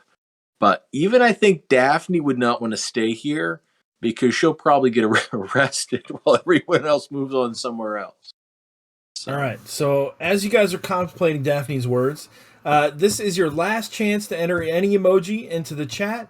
In just a couple minutes, we're going to be giving away a free Terry Olson autographed copy of Escape from the Shrouded Fen. The module will be sent in print to your house, signed by Terry. And we are giving another drawing for these Gary Con 10d6 dice. So we've got 30 days. Daphne needs to be down. What are everybody's thoughts on that? Technically, it's 27, but hey, it's a month. What is that date? What does that number of days do? To get all my stats back up. Oh, well, you can survive with some lowered stats. The rest of us are. You just need to be strong enough to walk.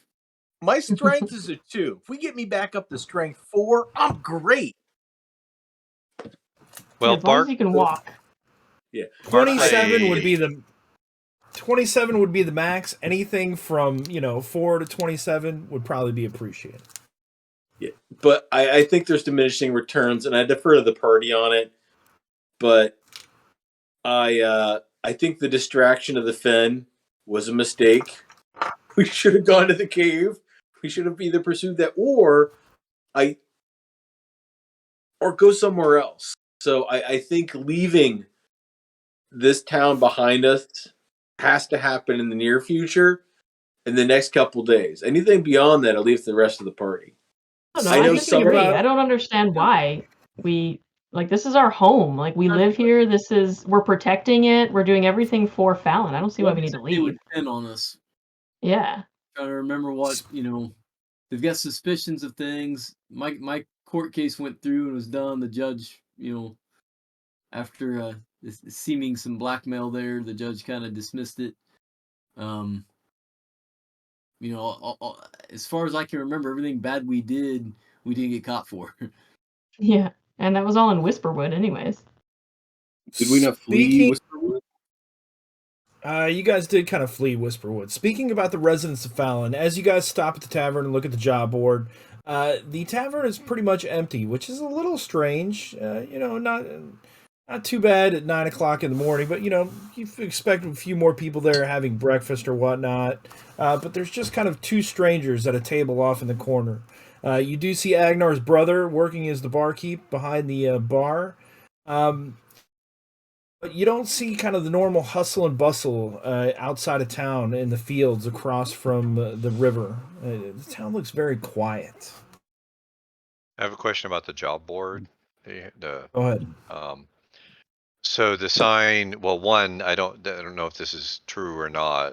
You tell me. Does Yar know how to write? And the sign for fresh fruits and vegetables, would Barclay think like, oh, I recognize who wrote that. That's Yar, that's the competition. But seeing a sign about advertising for fruit and vegetables, he's checking it out to think, wait, what happened to my fruit stand? You're almost 100% positive that Yar does not know how to write or read. And he's kind of just learning how to count and has become adept at that. He is a quick learner because he just recently taught him how to count, before you set him up at the food cart. But this looks like a, experienced hand in penmanship. These prices do reflect how much you would charge for fruit, though, so there is that. Okay. Pasternak was actually thinking of going and buying a dozen pears to share with the party, just to celebrate making our way out of the pen. All right. Well, let us celebrate. Let's celebrate something else. Let's go ahead and roll for our two winners. Elena, what kind of dice am I rolling this evening? D12. Good luck, everyone. The winner of the collectible 10d6 Gary Con dice is number 8. Gossamer, Sarah, congratulations. Which works out perfectly because the whole week, the last week, I'm like, I gotta send Sarah her Christmas stickers, and I gotta send you your swag bag. So that's been in my mind. So this is perfect. Awesome, and thank you. So now we're gonna do a D11 because Sarah is out of it. So the winner of our autographed Terry Olson Escape from the Shrouded Fen module is number 7. Barefoot Adam. I think I saw your emojis in there too when I jumped in there and glanced. Congratulations. If you could click on Elena's message, Elena's name, and send her your email, I will get that address from you, forward it on to Terry, and he will be sending you that autograph module himself. All right. So we've got our winner. Congratulations, Adam. What are you guys doing? So we got some interest in buying some fruit, checking out the fruit stand. Lou, what are you doing? What's the hidden message thing there say? As you pull off the rapture, it says messenger to Pinder Mine, talk to Ruck. You know that Ruck is the magistrate of Fallon.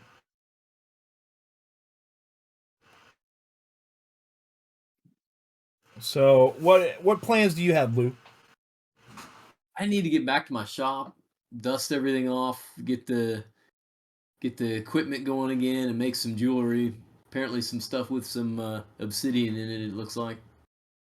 All right. Going back to check up on the shop. Let me check. Lou, how long would you kind of like to rest?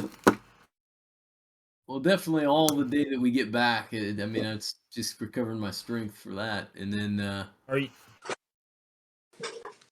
Are you ready to head out again right away, or are you good with taking like maybe a week rest? I'm needing probably a couple weeks. All right, couple weeks from Lou. Replenish. Let's see. Barclay and Pasternak. Pasternak, you're full up, so you don't need to rest at all. Barclay, how much rest would you like as you guys are going to check the fruit stand? Well, Barclay would want to go check his own fruit stand and see if Yar's still there or if competition moved in and pushed him out.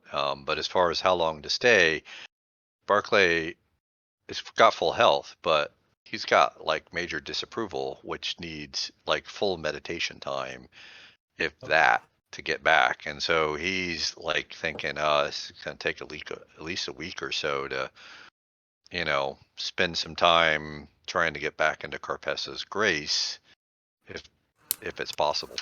So, right. assuming that's what he does, but he knows like it's gonna, right? It takes, I think, at least 24 hours of meditation and to even try to brush aside the disapproval. Yeah. 24 hours of meditation before you can attempt it, and then you have Or to an attempt. succeed. Yeah. All right. So he's not looking to or- go anywhere soon because yeah. Sorry, go ahead. Oracly, what are your plans? So Oracly, I mean, stat-wise, he'd be fine after another day, but psychologically, he's not ready to go anywhere yet. He definitely wants to take some time and rest and just check in on the town. He cares about these people. He's like, these are his family. He's worked here for a while, so I'm interested in what the state of the town is the past few days we've been gone, and he wants to go check on Starshine and just hang out in the haystacks and rest. All right. It is also a new month. So your transparent cow, if it is still there, would be able to be milked again. Cool. All right. Last but not least, Quarrel. What are your plans? I'm thinking. I mean, I'm down some stats. I'm thinking about 4 days. And I think on the same page as Daphne, and I'll tell you why. And I hope we're having these conversations sort of in character. What I think is, when we went to Whisperwood, we were on the trail of these people. We turned over a rock and we found out that the king and his forces are cleaning up a mess of some kind, which involves killing these people. We ran into the Kingsguard in this process. Now we're part of that problem. If the king's people find out we're here, they will come and kill us. I think we need to minimize the time we stay in civilization, basically, until we can. I don't know what, right? That's my concern. Mm-hmm. Well, or you could hide out. All right, so let's go through. We're talking maybe 4 to 7 days. It looks like Oracly, Barclay, Daphne, Vasici would definitely benefit from 7 days. The state of the town as you're walking in is fearful. There is a sense of quietness as people, when they do move through the streets, they move through quickly. They move through with their eyes down, and there's not generally that many people moving around as there normally is. There is, however, a larger number of chickens that are just pecking their way randomly through the roads and through town. More than before, and usually they're penned up. There seems to be some of the chickens got free and they're kind of running around. You don't see any guards. You do see familiar faces. There's a lot of sad faces. It appears that maybe the town has experienced some type of loss. But there aren't any wanted posters, which I guess is a good thing. After talking to some of your friends and villagers, they seem very tentative about talking about certain things, and almost like they're hiding something or holding something back. But they do say that the King's Guards have visited Fallon. They are looking for a woman with a lobster claw. That could be anybody. Very identifiable. Yeah. And Profiling. they It's more of a crab claw. More of a crab claw. they have various kind of descriptions of some of you. Some more accurate than the others. But luckily they don't have a description of Pasternak. They still seem kind of fearful a little bit though. Let's see.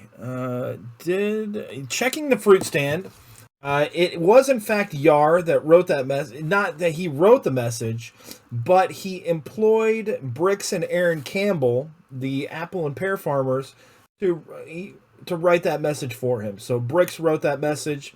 He posted it in the tavern. Yar is more willing to talk to Barclay, but he kind of gives Barclay a signal that not here. It's not safe. So that happens in day one. You do find out, Daphne, that your cousin has perished horribly. Mistakenly, she just dropped dead. 3 people in the same day just dropped dead. The same day? What day was this? They say Andre, the jeweler, dropped dead. Brad Barra, the mushroom farmer, dropped dead. Satina has taken over the jewelry shop. Lou, when you go visit your jewelry shop, give me a luck check, please.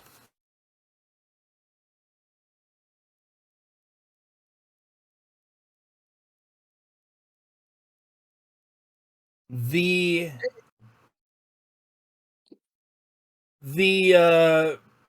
precautions that you put on your business when you left last time, making sure you lock the door. You are a thief of, some skill. You put, some little tripwires. You can see that the trap that you placed on the back door, not intending to hurt anyone, but just kind of like to scare them away or startle them, has been triggered. Like somebody tried to get into your shop.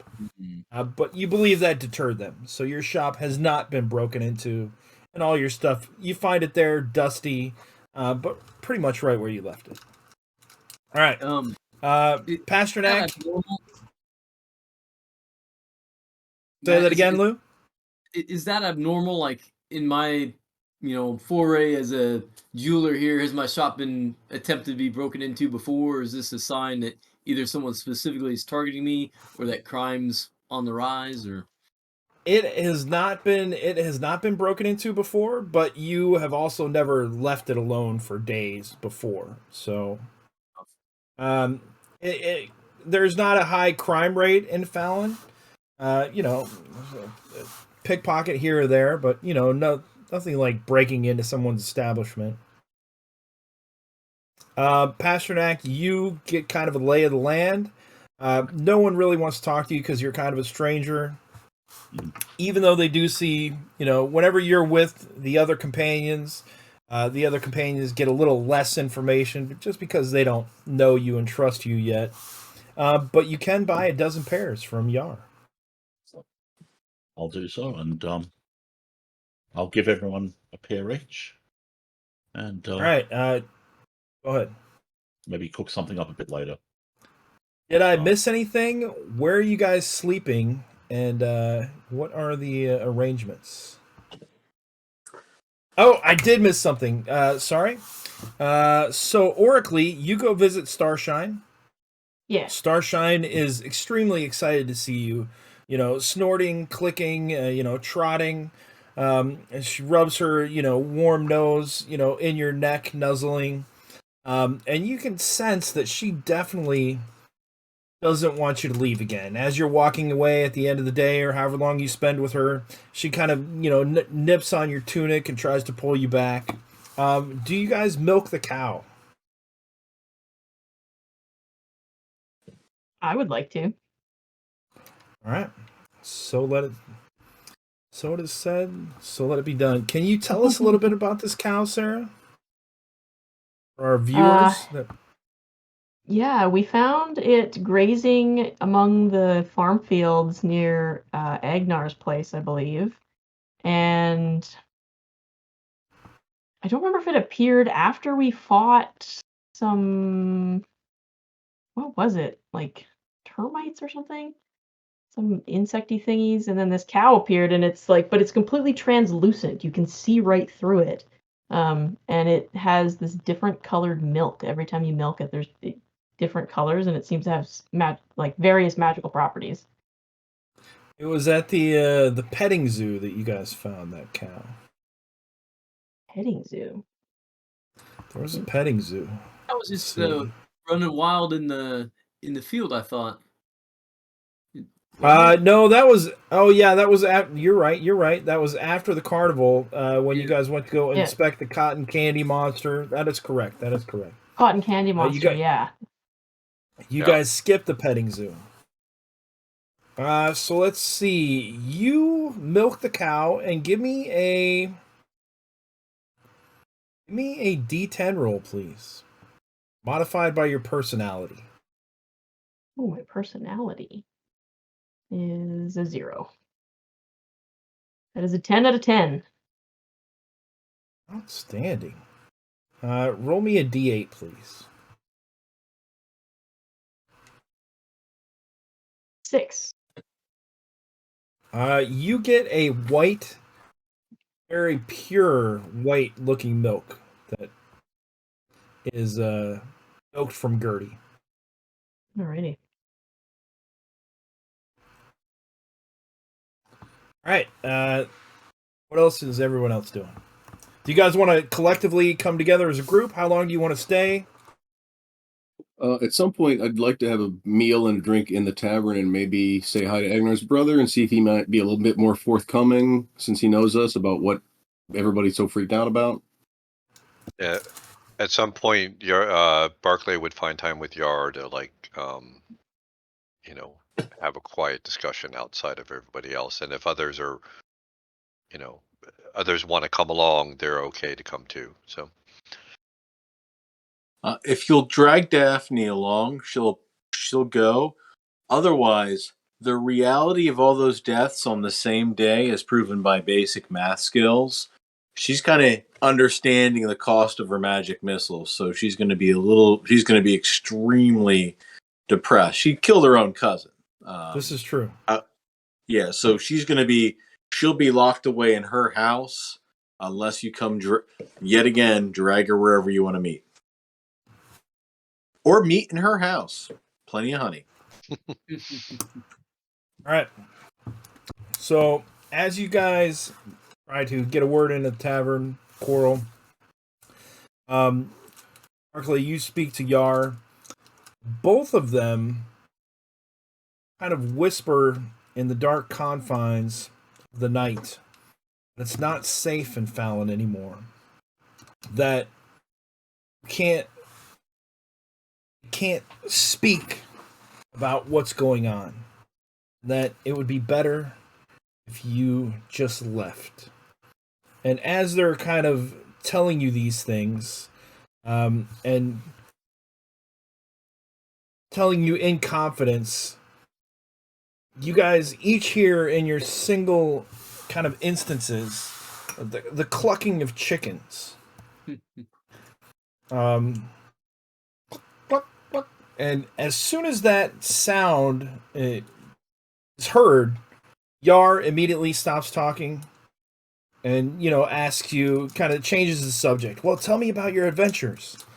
And Agnar's brother, who we really need to figure out the name of, the bartender. Yeah. Agnar's brother, says, well, can I get you anything else? And, immediately changes the subject. Looking around, there's chickens everywhere. And not everywhere, like hundreds of them, but there's like 1 chicken, 2 chickens, 3 chickens in periodic spots. You just can't seem to go anywhere without chicken being present.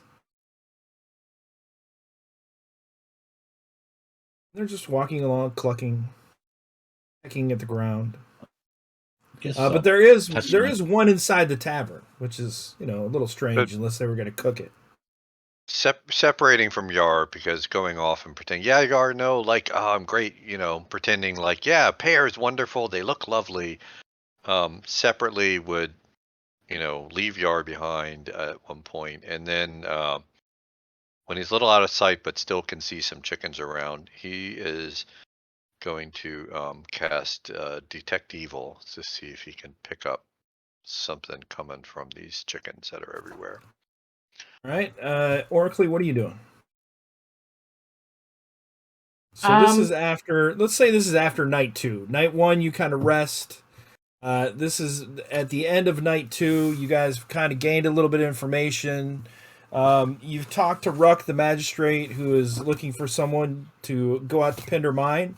They've lost all communication with the mine, and they're interested to see what's going on. They haven't gotten any ore shipments or anything like that.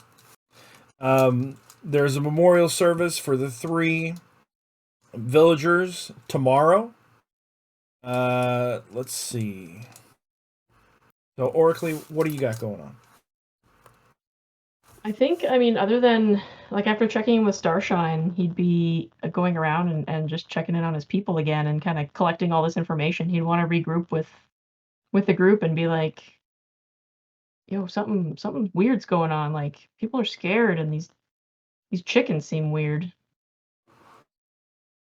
But other than that, nothing specific. He's just going to want to regroup and discuss this. All right, so you guys can each get 2 days worth of healing. Visici, what are you doing? You've checked on your shop. Do you want to try to make some jewelry? Yes, sir. All right. You can make jewelry. You're a jeweler. I don't know how we determined that last time. I think we rolled for the value of the pieces I made, and then I had to find, materials to make it out of. Was the other thing, is if I had stuff to make it out of. Sounds like a good idea. Give me, you're kind of trying to break up this obsidian into different pieces that you can fit into necklaces and earrings and brooches. Give me a 30 gold piece value. Give me 2d6 roll.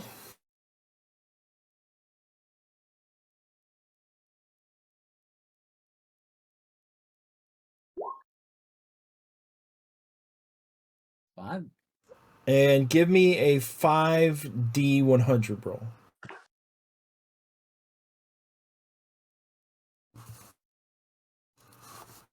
I might have mistyped one. If you spend a week's worth of time creating this jewelry, you can make 5 pieces from the 2 obsidian stones in 26 gold piece value, 68, 37, 18, and 92. That's, I think, what I'm doing. All right, so that will take a week's worth of time. The first 2 days, you make the 26 gold piece. So you have 4 partial pieces of jewelry and 1 piece of jewelry worth 26 gold pieces. Coral, what are you doing? I'm gonna go pay a visit to Daphne. Maybe try and cheer up a little, and I have a proposition. I know how you feel. I know what's been going on. I have an empty spell slot from 2nd level. Teach me magic missile. You'll never have to cast it again.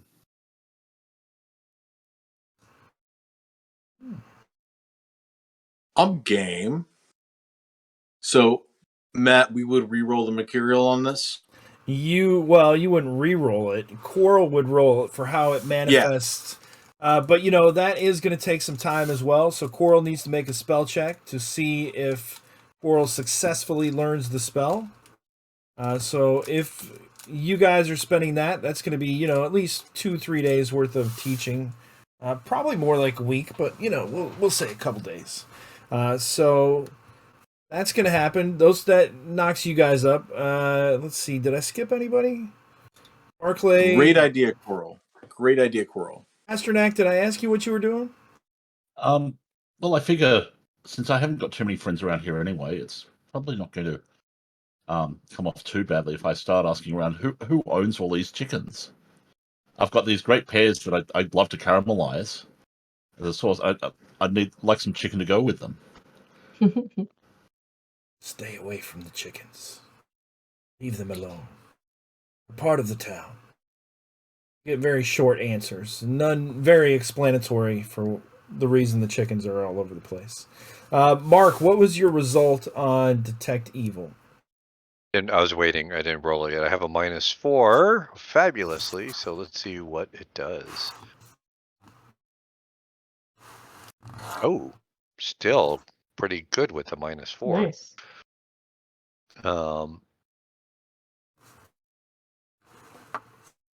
So that is a 16. holds up my symbol. Ozone. I can't read that small. Let me look it up in the book. Sorry. Let's see.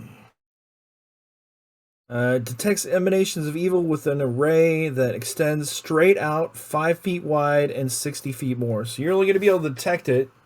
It looks like in a 5-foot path, but it lasts for a while. It lasts 60 minutes, so kind of wherever your viewing is. So I mean, immediately where you're standing, you can kind of rotate in a circle. But Yeah, it's and only going to extend out 60 feet ahead of you. So 5 by 60 for and I imagine I was doing this like with some chickens in sight to try and see like what do I see when I cast this with the chickens there. As you're looking, there's never more than like 2 or 3 chickens in a same location at one time. But these 2 that you're looking on around the road, they don't radiate evil at all. No sense of malice. They're just pecking the ground. All right. All right. The other thing, just to make note, is after my next sleep, I am going to pray for some different things. Just All right. I can let you know when that's ready. So the end of the second night would be tonight. So go ahead and change your spells. You guys all bed down, having done that for the first day. Coral and Daphne are just kind of getting things noted. Ruck, magistrate, approaches. Say, Pasternak, where are you staying? Where's everybody sleeping? I sleep in my house unless anybody wants us to group up for some reason. All right. Top Coral, where are you sleeping? I'm not from Fallon, so I would assume I'm staying with Daphne if she's teaching me a spell, or if not, I'll get a room at the tavern if there's only one room. All right, you're staying with Daphne, Pasternak? The same. If there's no one to put me up, and the tavern has space, I'm happy to even pull up in the common room in the tavern. Daphne, can you accommodate another one? I think so. Yeah, we've had my cousin stay over a little bit, so one more bed. It may be sleeping on the floor, but yeah, we can accommodate one more person. Sichi, I assume you're sleeping in your shop? Yeah, I presume there's like a little, apartment above it or something, probably. Yeah. Barclay, where are you sleeping?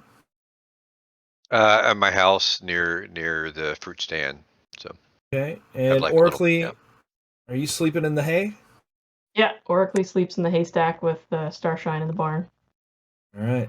So on the third night, Ruck meets Oracly in the barn. And in the whispers, he says, "You guys need to get out of Fallon. I remember what you did for the town, and how you defeated the evil carnival. But it's not safe for you here anymore. The king's guards were here looking for you, and they will be back." What? I don't get it. What? Why? Apparently, We're helping people. apparently you murdered one of the shopkeepers in Whisperwood. I don't believe it. No, we didn't murder anybody. Uh-uh. We were looking for her. We wanted to talk to her. The king's men, they're the ones that killed her. You think? All they told me was that if I saw you, I was to report it immediately.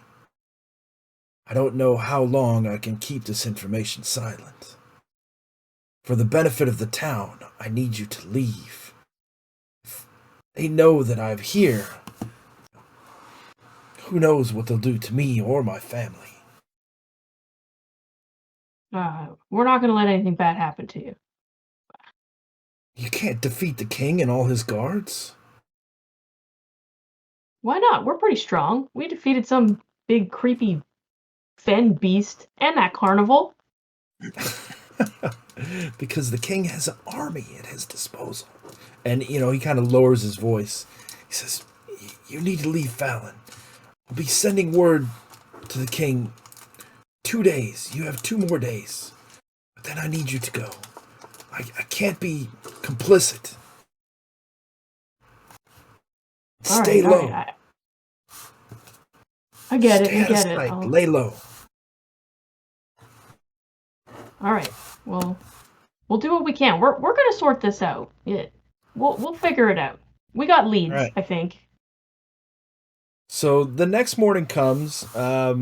Quirrell and Daphne, you are still going to need to the end of this day to try the spell attempt. Is this the third day since we arrived? This is the 3rd day since you have arrived. So All right, 3. this is the 9th of Bloom, Day of the Crocodile. Thank you. So Oracle, I guess we'll start out with you. What is your plan at the beginning of this morning? Yeah, I'm gonna head to the tavern, I suppose, and assemble everybody and pass on what Ruck told me. All right. And with that information, anybody's plans change? So, go ahead. Is Quarrel and Daphne there too for this then? Do we receive that information? Yeah. Or are we sequestered studying? You guys are eventually, let's just say you meet at Daphne's house for breakfast. Everybody gets the information. Your group is together. What do you do? Barclay. Go ahead. Sorry. I know what Barclay has to do. Barclay is going to head off into a place where just there's trees and things growing and meditate. Barclay, For the 3rd day. For the rest of that hour, as you walked around, checking out various buildings, chickens, walked through the streets of town a little bit. Nothing radiated evil, except maybe Vesici's house. I mean, nothing radiated.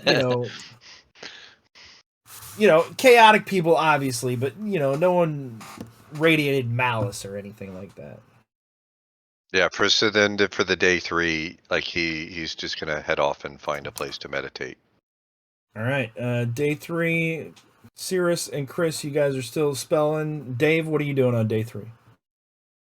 I guess just wandering around, trying to attract attention as the annoying tourist. That hopefully it draws some attention away from the others. Vesici, are you still creating jewelry on day 3? Yeah, I think so. I think I'm all right. Moving through. This you will have your 68 gold piece of jewelry. Yeah. Oracle, what are you doing after you inform everyone? I'm just trying to see. Yeah, no, okay.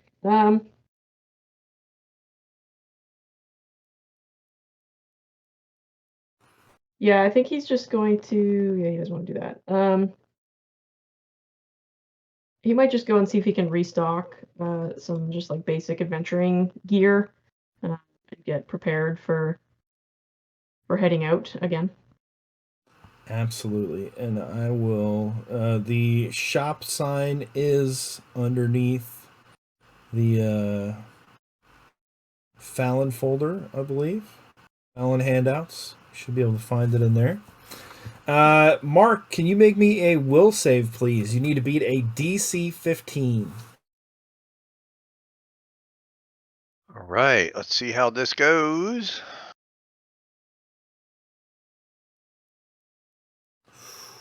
Ooh, now I do have a ring that lets me re-roll once per day. Yes, you do.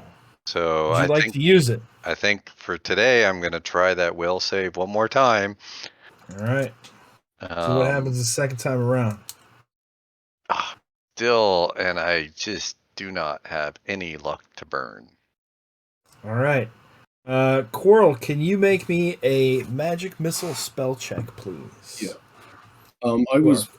I was incorrect. It is actually the 8th, the day of the hippo. It was 6, 7, 8 is 1, 2, 3. So I was off by 1. But okay, let me make this roll. Got it. So D20 plus your level plus your intelligence mod. I guess And spell check here. Hey, look at that. Nice. Nice. that is a critical success. So I am going to give you since you got a critical success while you're learning it, this spell will always be cast at a +1. Nice. That is a home rule that I just made up. Thank you. I don't want you to incinerate Daphne. So roll me a D100 for your mercurial effect, please. All right, I'll just use the button here as well. And do you have any luck modifier? Oh, well, it factors it in if you're using the button. 66 is going to be Accidental Alchemist. Each time the spell is cast, one random item within 20 feet is turned to lead, and another is turned to gold. Okay. Both objects probably weigh more than they previously did. The gold object is worth twice its normal cost, or one gold piece, whichever is more. All right. I was just imagining you two doing a like combined ritualistic casting of like people dying, things turn to gold and lead, and just like all craziness happen. Yeah. It's gonna be the most DCC spell ever. Yeah. Daphne is a good teacher. Matt, Yes.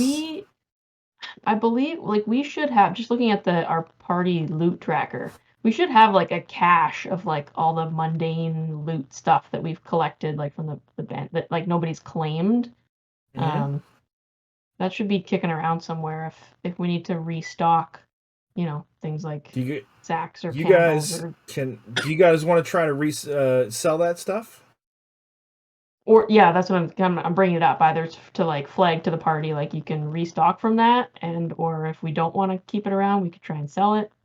We think we want some extra cash before we leave. Yeah, 'cause I don't think we're coming back here again. And yeah.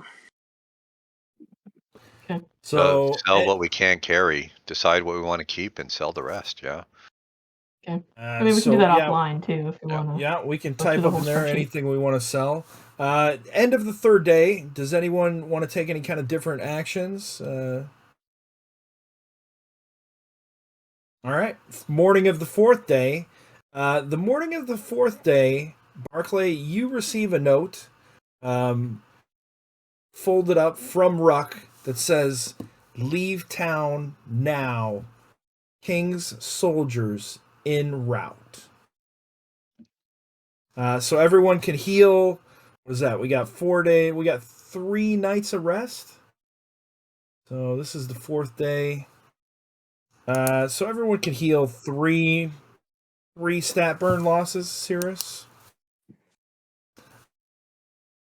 I mean, can I argue to get some stamina back? Was it temporary stamina loss, or was that you only lost one permanent? How many did you lose permanently? I lost 2 permanent. I mean, you got a bottle of white milk. Who knows what that'll do? Do you guys know what the white milk does? I don't think so. Well, my kids drink it every day.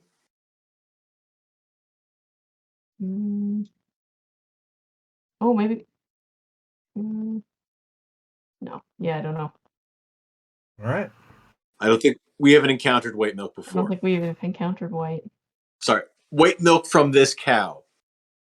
All right, so one person milked a cow. You've got that note, Barclay. No one else knows about the note. What are your what is everyone's business today? Sounds like we better get out of here. Yeah, I would have. Yeah. Receiving that, I would have seeked others out and shown them like, this isn't, and showed them all Matt, the note. Like, I don't think this is good. Daphne's at a point where she can shuffle around. She's going to do some miscellaneous purchasing, and as Gossamer suggested, with the going through our loot backlog. But other than that, she's ready to go. Everything everything you purchase is going to be at a 10% increase because they are scared of you. They don't want to sell you. The horse face, they could tolerate the crab claw, but the horse face is really kind of freaking people out. The white hair, yeah. So the prices have increased for you 10%. I'm going to be bringing Starshine with me. Can I? Is there anything I can do to outfit her? Absolutely. We will get you a bridle and saddle and all that stuff offline. It's going to be, Perfect. if I remember correctly, somewhere between 25 and 30 gold, I think. I'll have to look it up. Okay. Barclay would also have taken the time to basically write out a deed to the costermonger chart to Yar and give it to Yar and say the cart, the house, it's yours now. Keep working with the Bricks brothers. You've done well. The pear sign is fabulous. I need to go, and would leave him something just saying it's yours, in case anybody asks him. All right. Quarrel, what about you? I assume we're gonna go on foot, right? Like we're not gonna do a boat this time because we're taking Starshine. Plus, we don't want the boat guy to be able to tell anybody where we went. So I guess I'm ready. I'm contemplating trying to bag a chicken, but I think it's probably a really bad idea, so I'm not gonna do it. Okay. I mean, yeah, they seem to be spy chickens, so. Something is definitely off. And, spending 3 days in town, we're going to say 4 days. So everybody can heal 4 days. I think I miscounted one of the days. So you spent a total of 4 days. This is the morning of the 5th morning, is what I intended. So this is the 5th morning where, you had 2 more days in town, and he said, you got to get out of here by this day because I have to tell, the King's Guards, et cetera, et cetera. Would Barclay have had one more day to Yes, go meditate? yes. Okay. Yes. So if you don't mind, let me just see if And then this was my intention. So Vasici, you also have the 37 gold piece of jewelry. Yeah. And then you have 2 smaller obsidian partial jewelries. No value, but just make a note that they're worth 18 and 92 if you complete them. Okay. I'll probably stash them somewhere in the shop, hidden away, best of my ability, and then I'll pack things up and go.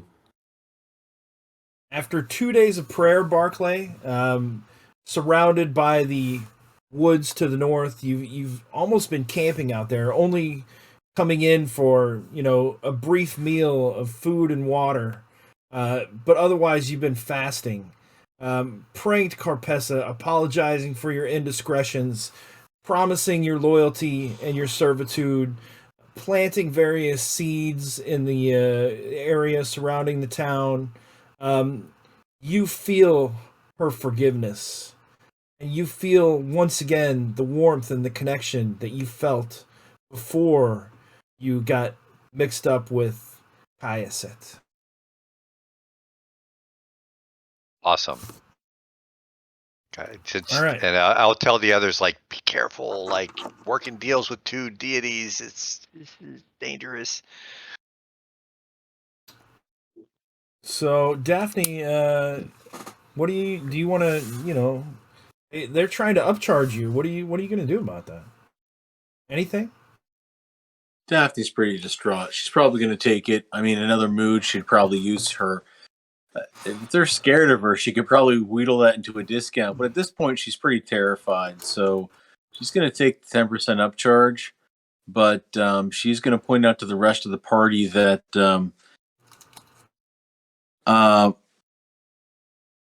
we should probably stop by my cousin's house before we leave and take her backlog of healing poultices and other related supplies. You can see as you head over to your cousin's house, and I will get you that inventory list offline. She also has several jars of honey that she's collected from the bees, but the grass and the weeds around the bees, huts, hasn't been tended to, in a few days. So, It's very unfortunate. I'm not up to taking care of it, and I will not.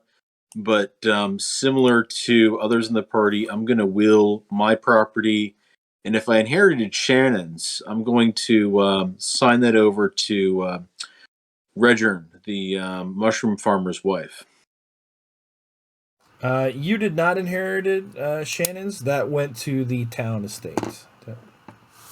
Unfortunately, I'll challenge that in court. She did not have a will. Pasternak, what are you doing for anything that last day? I'll buy a few days' rations, but apart from that, I guess there's not much really to do. You get regular prices. And Coral, anything that last day? No, I don't. I think I've got all the gear that I need for now. All right. On the morning of the 5th morning, you receive the note. You all meet together, determined to head out so no one in Fallon comes to any danger. There is a pervasive sense of fear throughout the town. And everybody seems to be more on edge with you in the town. And over the past 4 days, the amount of chickens seems to have increased. Unnoticeably at first, but now on the morning of the 5th day, you wake up and there's, like 2 on Daphne's windowsill looking into the house. Oracly, as you come out of the stables, there's 3 on the roof of the stables staring down at you. Barkley, giving your message to Yar, you can see 2 hens nesting underneath the cart. And Yar just gives you the very briefest of head shakes, like, don't do anything. Vasici is the same. There's chickens kind of perched on your house and in your windowsill, and it seems one is even pecking and scratching on your back door. Perhaps that was the culprit who tried to break in. What are you guys doing? Are you leaving town, or? Yeah. What were you going to say, Lou? Oh, I was just going to say, is there anything about these chickens that is, I'm getting the feeling like there's less humans and more chickens, and I know, we all went through a situation where humans got turned into chickens. Is there anything about these chickens that it's like, oh, this chicken kind of reminds me of old Joe that used to, work in the bakery across the street here or whatever? What was it? Well, let's see.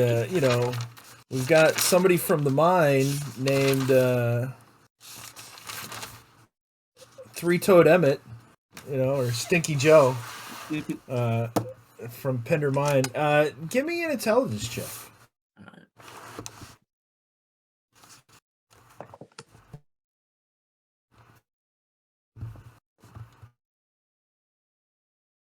A 12. Do you want to stay on a 12? I just got my luck up. Why not? Let's spin one of those lucks, and that's a D5. 12 or wait. 17. So I mean, looking at the chickens, it's hard to discern if a chicken has human-like qualities. Are you but think about looking. I mean, you don't think that any of them have human-like qualities, that you're estimating around your house. And in fact, you would say they're acting in a very organized manner. Although you don't recognize any of their traits or characteristics, and you haven't noticed any losses in town besides the 3 that Daphne caused. Everyone in town, you've eventually kind of seen over the past 4 days or kind of heard about. But they do seem to be acting in a very strange, organized manner. So are you guys staying in town, or are you leaving? We're leaving. Time to go. Yeah, we're going north, Yep. right? To the cave? Is that our plan? Are you going north, south, east, or west, or some other direction in between? We I could think go. To Go back discuss to the that. mines. Yeah. So I think somebody say back to the mines is what I heard. So, yeah. Well, So I we was could go to thinking- the caves or to the mines or just into the woods and hide. You could go back to Whisperwood and try to settle this matter. I vote north because one of our missing people from the list is supposedly up in that cave. Yeah, I feel like if we want to resolve this, that's like our best lead, right? Is to try and find out what it is they're trying to cover up so we can uncover it, and then they'd have to drop it. We want to take the lawful way out here. So that would be the cave, and that would be my vote. So 2 votes for the cave. Daphne, what's your vote? Daphne, now able to hobble along of her own free ability with her own feet, feels in command of the world. And she really just wants to leave this town. I mean, this is nothing but misery for her, having to deal with the fact that she's just killed 3 people that she's essentially grown up with, one of them being her cousin. She just wants to leave. She doesn't care where it is. Sure, let's go to the cave. Why not? Pasternak? Cave seems as good as option as any. You do not know this Rita Rasenham. Did you guys show Pasternak the list at any point? I don't remember if you did or not. Don't think so. No. Okay. I'm sure Forget we can I catch said him up to anything. speed over the last 4 days. Well, that would only be my influence. So Pasternak, yeah, you're heading to the cave. You've never heard of this Rita Rasenham, but they are talking about heading up there, and you're game to go. Vasici, what are your plans? What's your vote? I want to go to the mines. All right, you want to go to the mines. Barclay, what about you? I think if Barclay here is, potentially heading to the caves, knowing Rita might be there, he would, if he hears most people leaning that direction, that's where he would go to. The caves are the mine's interesting, but he's heard that Rita's at the cave, and also that the cave was a place to seek refuge away from the people that were hunting them. As you guys head to the caves, Vasici, it looks like you got. Sorry, can I ask another question? Absolutely. Just because I just feel like you had mentioned, Chris, like a personal quest maybe? Like, does anybody have personal quests they're interested in? Like, are there other options on the table? I feel like I just want to make sure that we're all kind of heading in a direction we want to as a group. I ultimately want to contact my patron, who is in the desert north of here. Not urgent.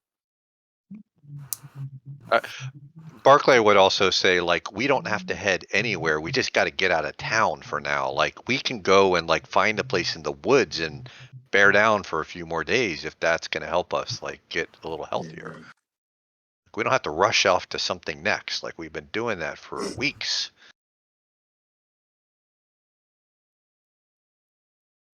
All right, so there is a plan in place. We'll say you guys head a day's ride into the woods of the north. You are at the edge of the fen, the swamp, which is dramatically changed in appearance. No longer is that yellow ochre mist permeating the air. It's breathable. There are normal bugs now. And you estimate that you're about 2 days travel from Nawiha's hut, if you wanted to go back. That's actually a really good question. So just holding up for a couple days somewhere else and kind of spend some more time working on the plan, maybe recovering, give us ourselves another 2 to 3 days to talk this out. We know the temple is safe, right? We could go there. Yeah, we could. I mean, it's on the way heading north. That was one of our main options, so it would make sense. True. They're not going to find us there. The hut and the temple are right next to each other too, right? About an hour away. Within an hour from each other. All right, so over the next 2 days' time, you guys make your way to the temple, where you release the tortured spirit of the priestess. Do you guys want to head to the temple or Nawiha's house, or? We might as well see if she's around still. Yeah, we can check in on her. As you come up to Nawiha's house has been completely, it's completely gone. Not destroyed, but it looks like the effects of time have taken its toll, and it just collapsed. It just crumbled as if the age of the 200-year house completely was in effect at one time. Who knows? It could have been thousands of years. I'm not sure what I said. But there is a small triangular room sitting where her house once was. There is no sign of Nawiha, and just rubble kind of in the ground. So all this is not here. Just that triangular room in the very center. You know from being in her house that there were no doors in that area. What are you guys thinking? So is there any way to get in, or it just looks like a triangular block of wood or stone? Let's see here. Let me jump to that. Hold on one second. There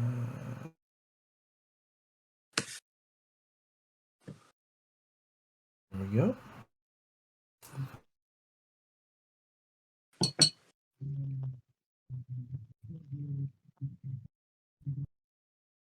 It is just a block of the room that is standing on supports completely by itself. There's no entrances, there's no doors, but it looks untouched by the ravages of time, like the other remnants of the house that you find on the ground. Is there a roof on it? There is, yeah.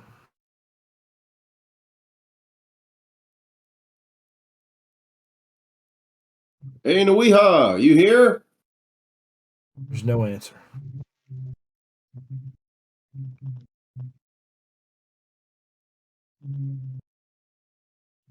Oracle wouldn't think anything of it.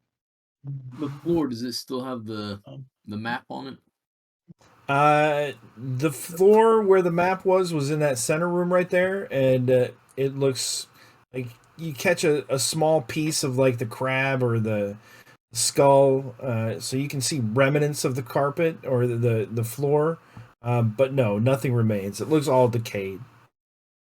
So here, I got a little box text for you. Crossing the Purified Tribute, in the island's center, you discover a seemingly ancient ruin of decayed wood and broken clay piled where Nawiha's hut stood.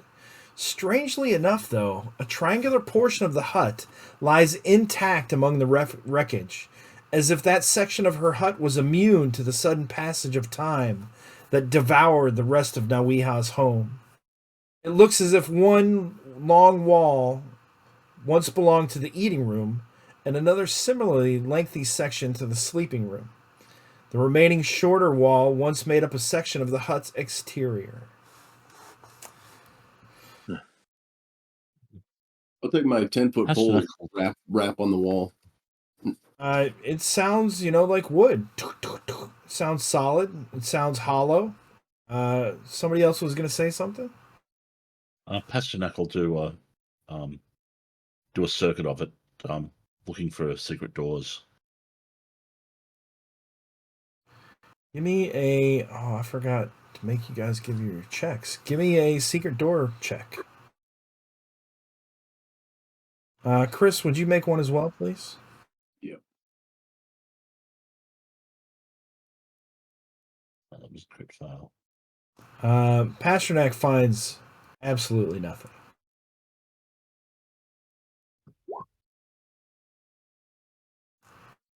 But Quarrel, coming up behind Pasternak, notices some debris glinting in the wood, the decayed wood. A glint in the debris on the ground. Poke around at it with my staff. You find underneath some of the destroyed clay tablets that made up the roof and some wood, a set of bones, Oh no. some cloth, and some bones with a charm, which looks to be fairly new and intact. Well, if I could hazard a guess, seems like maybe Nawiha was caught up in this bubble of time, and when it collapsed, that's all she wrote. What does the charm look like? It looks like a solidified, petrified piece of dung, with some twigs and grass sticking out of it, and it's got a leather strap around it with a couple feathers tied to it. Runes are carved in the dung that read, in common, to enter the triangle.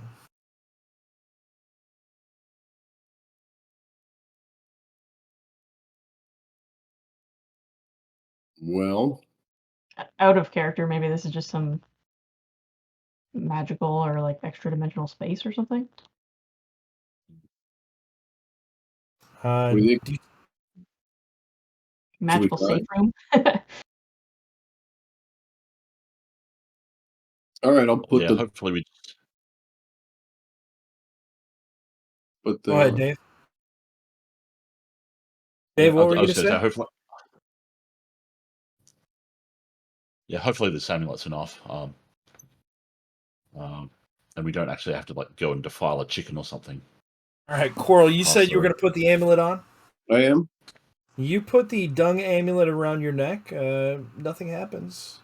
Daphne, Vasici, what are you guys thinking? Yeah, I'm not real sure. I think the idea of the time collapse affecting her and all that's probably the interpretation I've got. Barclay will say, we had that illusion one time. If you have that charm on you, maybe you can just enter into the triangle that appears to not have a door. I'll try to step through the wall. You step through the wall and disappear. Whoa. Everyone sitting around immediately sees Coral enter into the triangle and just walk straight through the wall. Inside Coral, you find a repository of shelves with parchment paper on them. You can tell immediately that they are arcane words of magic. And this looks like it may have been Nawiha's grimoire of spells. She's got several scrolls, each in kind of stacks of 3, littered about the room on shelves. There is also a collection of chitinous shells scattered about the floor in one corner of various colors. You can immediately see that there are 3 parts. The first part of these parchments are written in common. The other, what languages do you speak?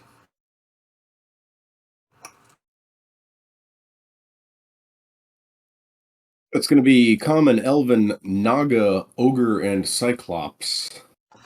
The second language you don't recognize, but the third parchment you recognize is written in the Naga's tongue. Really? Really, I'm not kidding you. It's written in here. So you can check the module.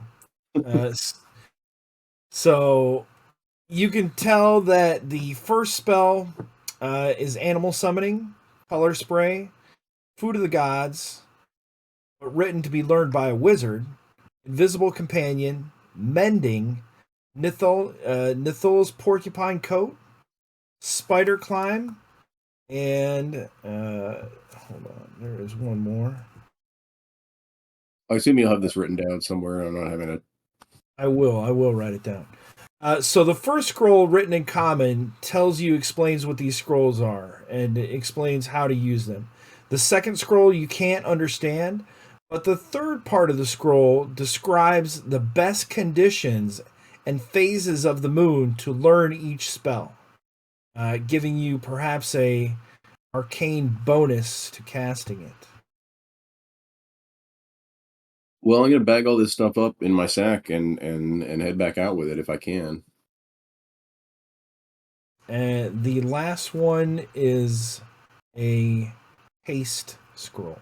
Absolutely. Are you taking in the chitin shells as well? Yes. All right. Quirrell appears through the wall, having cleaned out the room in the sack. And that is where we will leave it today. None of the other characters know what happened. I want to thank you for watching the Reaver Express. Join us again in 2 weeks, now that we're back on our regular schedule, on April 21st, where we will discover where the group goes next. Does anybody got anything they would like to share? Lou, you just finished a Kickstarter, didn't you? Just started one. Started one. Started another one. Oh, that's right. I backed that one so I could get the. Tell us a little bit about that Kickstarter, Lou. So it's for the Dare Luck Club, which is a misfit adolescence role playing game, something in the space of like the Goonies and that kind of thing. It's been out for a while. Right now, I'm kickstarting a adventure trilogy called Menacious Midway. Takes place at a theme park. There's 3 different full length adventures in it, and comes with a big fold out map of the amusement park, full color. So, hey, cool, man! Thank you for supporting that. But yeah, so what's going on now? Can right. get that adventure and all the stuff for the system as add-ons. So. All right, see if you can post a link for that in the chat, Lou. Does anybody else got any kind of new? Vistani said she's got it. Thank you, Elena. Vistani. Anybody else got any news they would like to share? All right, we'll see you guys in 2 weeks. All right. Have a good Awesome. night. Thanks, everyone. Good evening, folks. Will do.